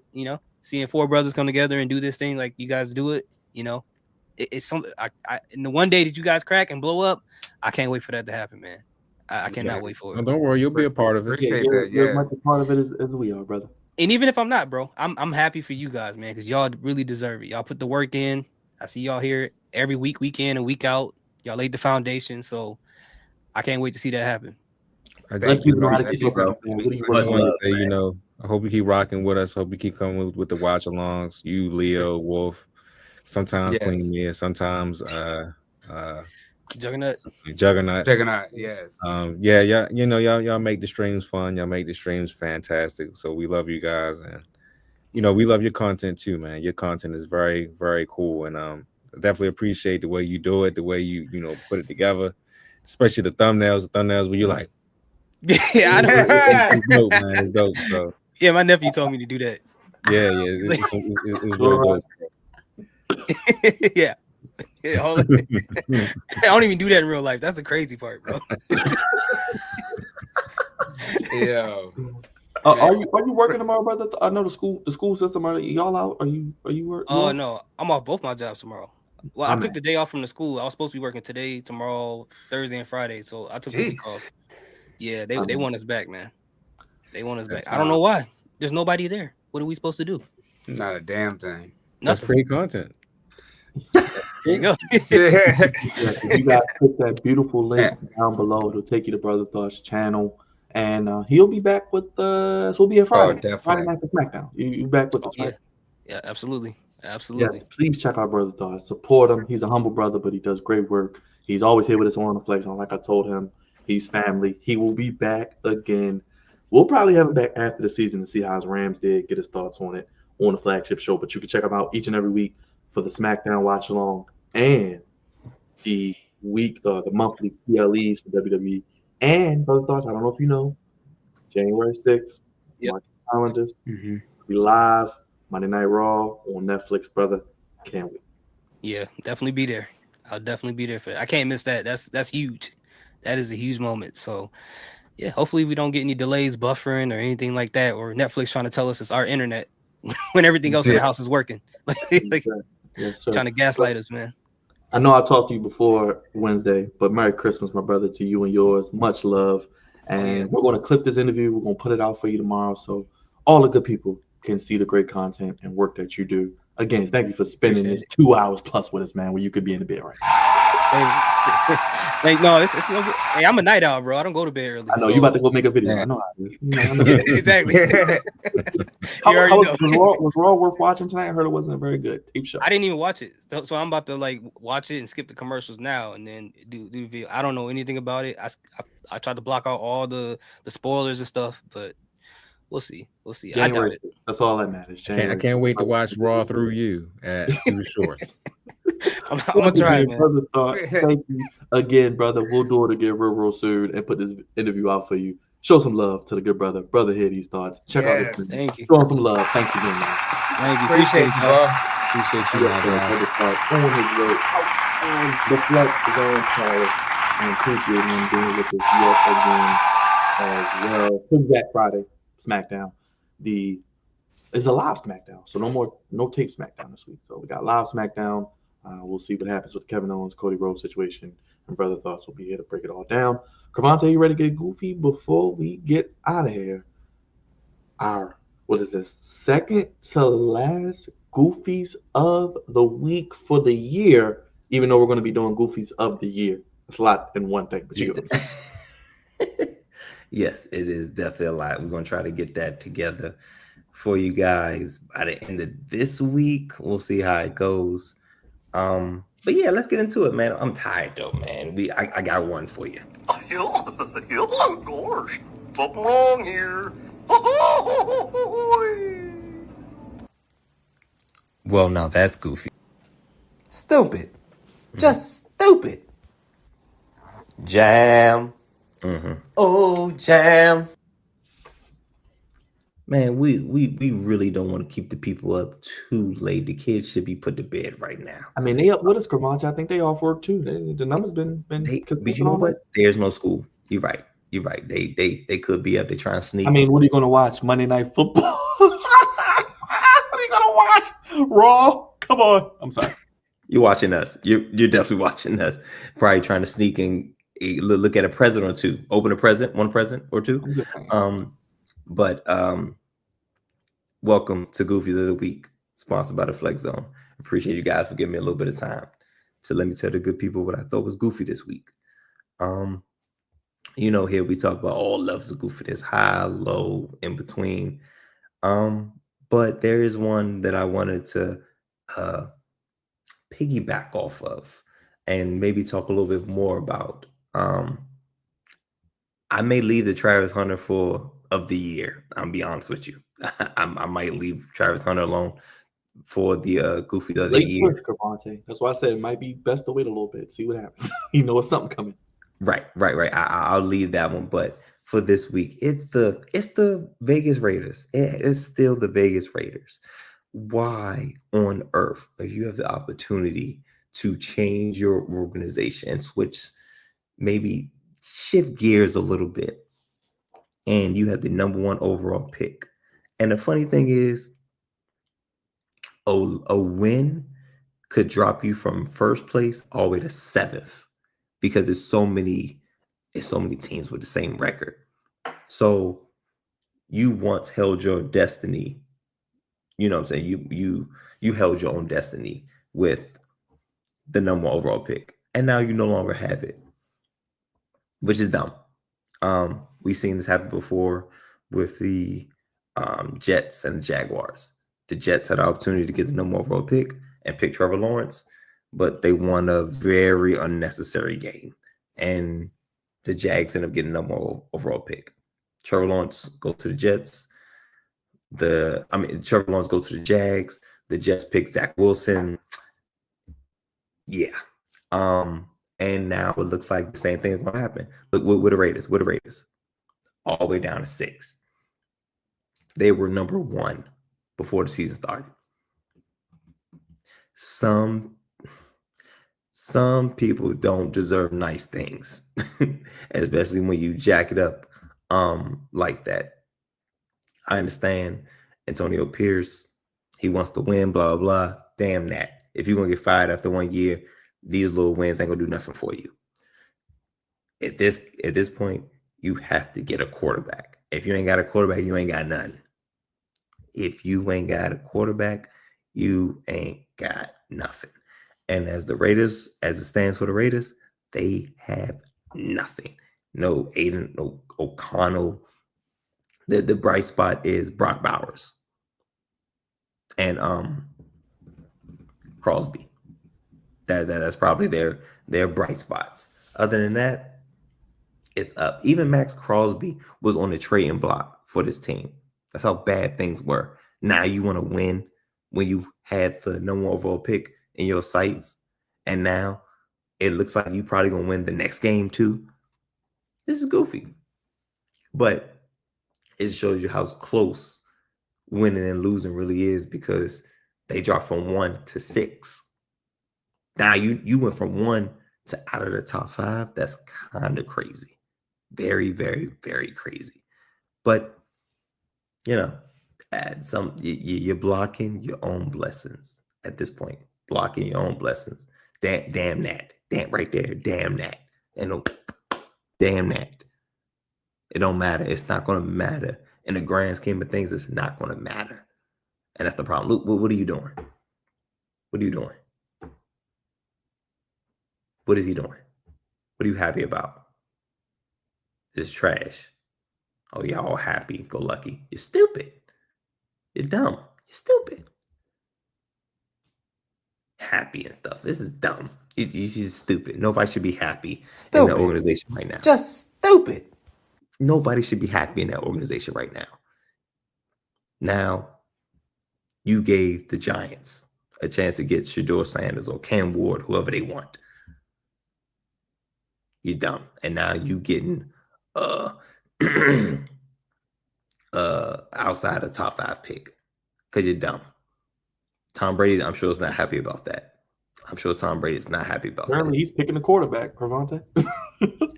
If they get one, I mean, will it be one on the board? Picking at 6. Probably not worth taking at 6. Probably not. So, yeah, the Raiders. Can't believe you're doing this to yourselves. Look, who are you talking to? Who's he talking to? Why does it matter? Why does it matter? Anyway, that is my lone goofy of the week. Y'all know my line. There's a thin line between goofy and great, and the Raiders on the wrong end of it. Got to do better. Got to do better. Wow. See the stadium, Cavante? Just empty for the game. Just no fans. Looking like AEW over there, man. Sheesh. Well, let's bring in Goofy. Thank you for that, Cavante. Yeah, of course. Something wrong here.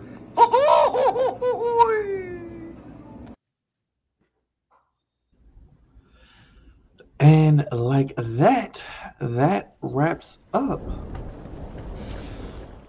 71, the penultimate episode of 2024.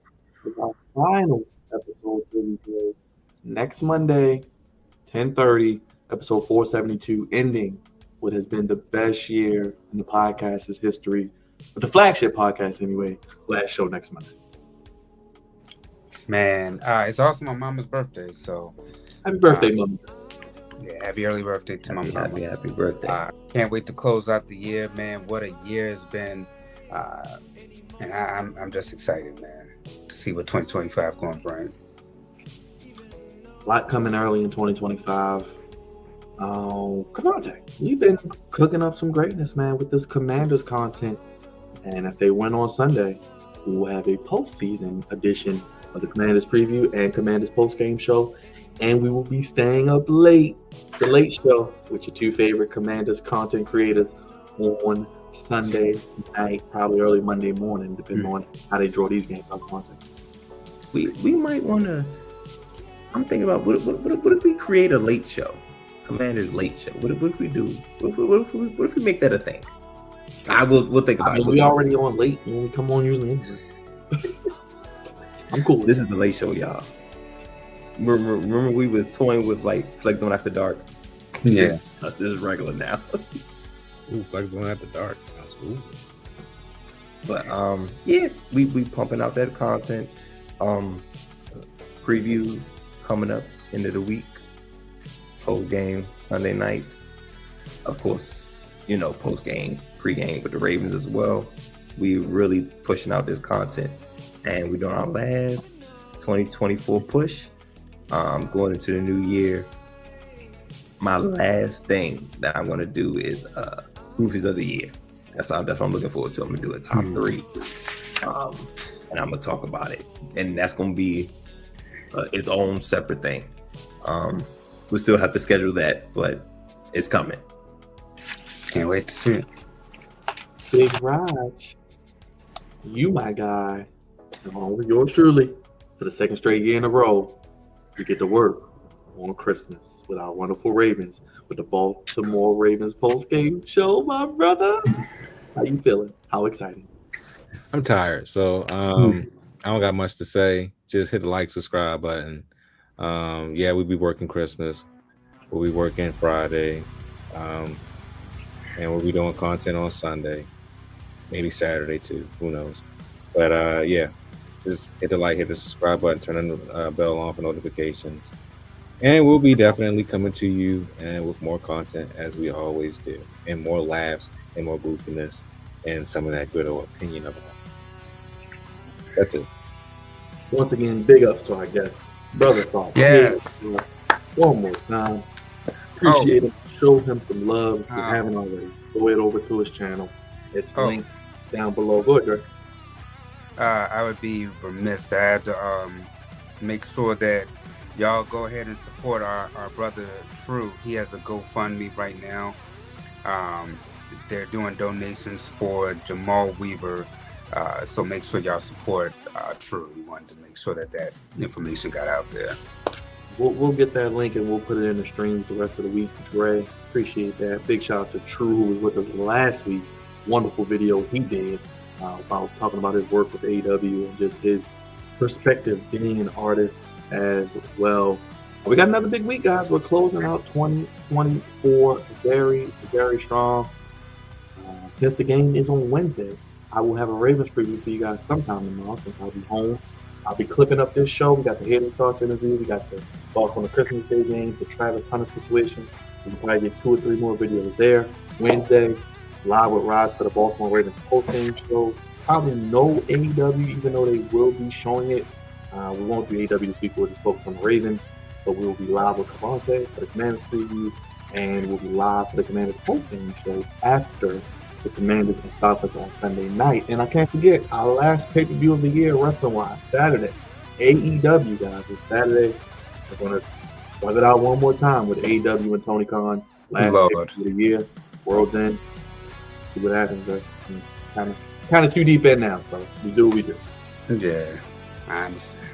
And we'll be live Friday for SmackDown as well. Can't forget that. We'll be back on Friday for SmackDown. And yeah, Saturday World's End, Sunday with the Commanders post-game show. Executive producer is Andre Melton, the co-founder of this here podcast, The Salt and Suave, and the Commander Lawyer, the voice of reason, is the co-founder and senior producer, and of course, social media producer, the one and only Big Raj, the Meat Man, bringing in Christmas once again. Happy Hanukkah, Happy Kwanzaa, and Merry Christmas from our family to yours, the Flex Zone family. Make sure you hit that like button on the way out. Hit that bell, hit that subscribe button. Thank you, Miss Hayes. Same to you and yours. Yes, Merry Christmas. Yes, Merry Christmas, everybody. Happy Hanukkah, Happy Kwanzaa. Hit the like button, hit the bell. We'll be live on Christmas. We're not stopping. Giving you something every day this year. Closing out 2024 next week with the last episode of the year. And we're kicking off 2025, that first Monday, the Raw on Netflix debut. And a special Tuesday edition of the Flex Zone, because that week, guys, we have playoff football coming up. So we got to get the playoff preview in. So we'll do the show, move it to Tuesday. We're on Monday, Netflix. Tuesday, we'll come back, do the flagship podcast of the show, get you that preview of the playoff, and maybe do NXT New Year's Eve leading to that as well. Got some big things going on that show. We're out of here. Put the kids to bed. It's Christmas Eve, so we're less than 44 hours away from the big guy making his way down your chimney. Hope you've been naughty. Hope you've been nice. Whatever you've been, hit the like button, hit the bell. Let us know how you're feeling, and we will indeed bring it to you how you want it, fellas, with the sports. When you need it. When you need it. We have one technologist. Put an Instagram to Flex Zone 1, Flex Zone Podcast. Super chat us to Flex Zone 1. Dre, Cavante, Raj, Brother Thoughts. Look out for clips and more content on the channel. Peace. Merry Christmas. Happy Christmas Eve. All that good stuff. Good night, everybody. Thanks for watching.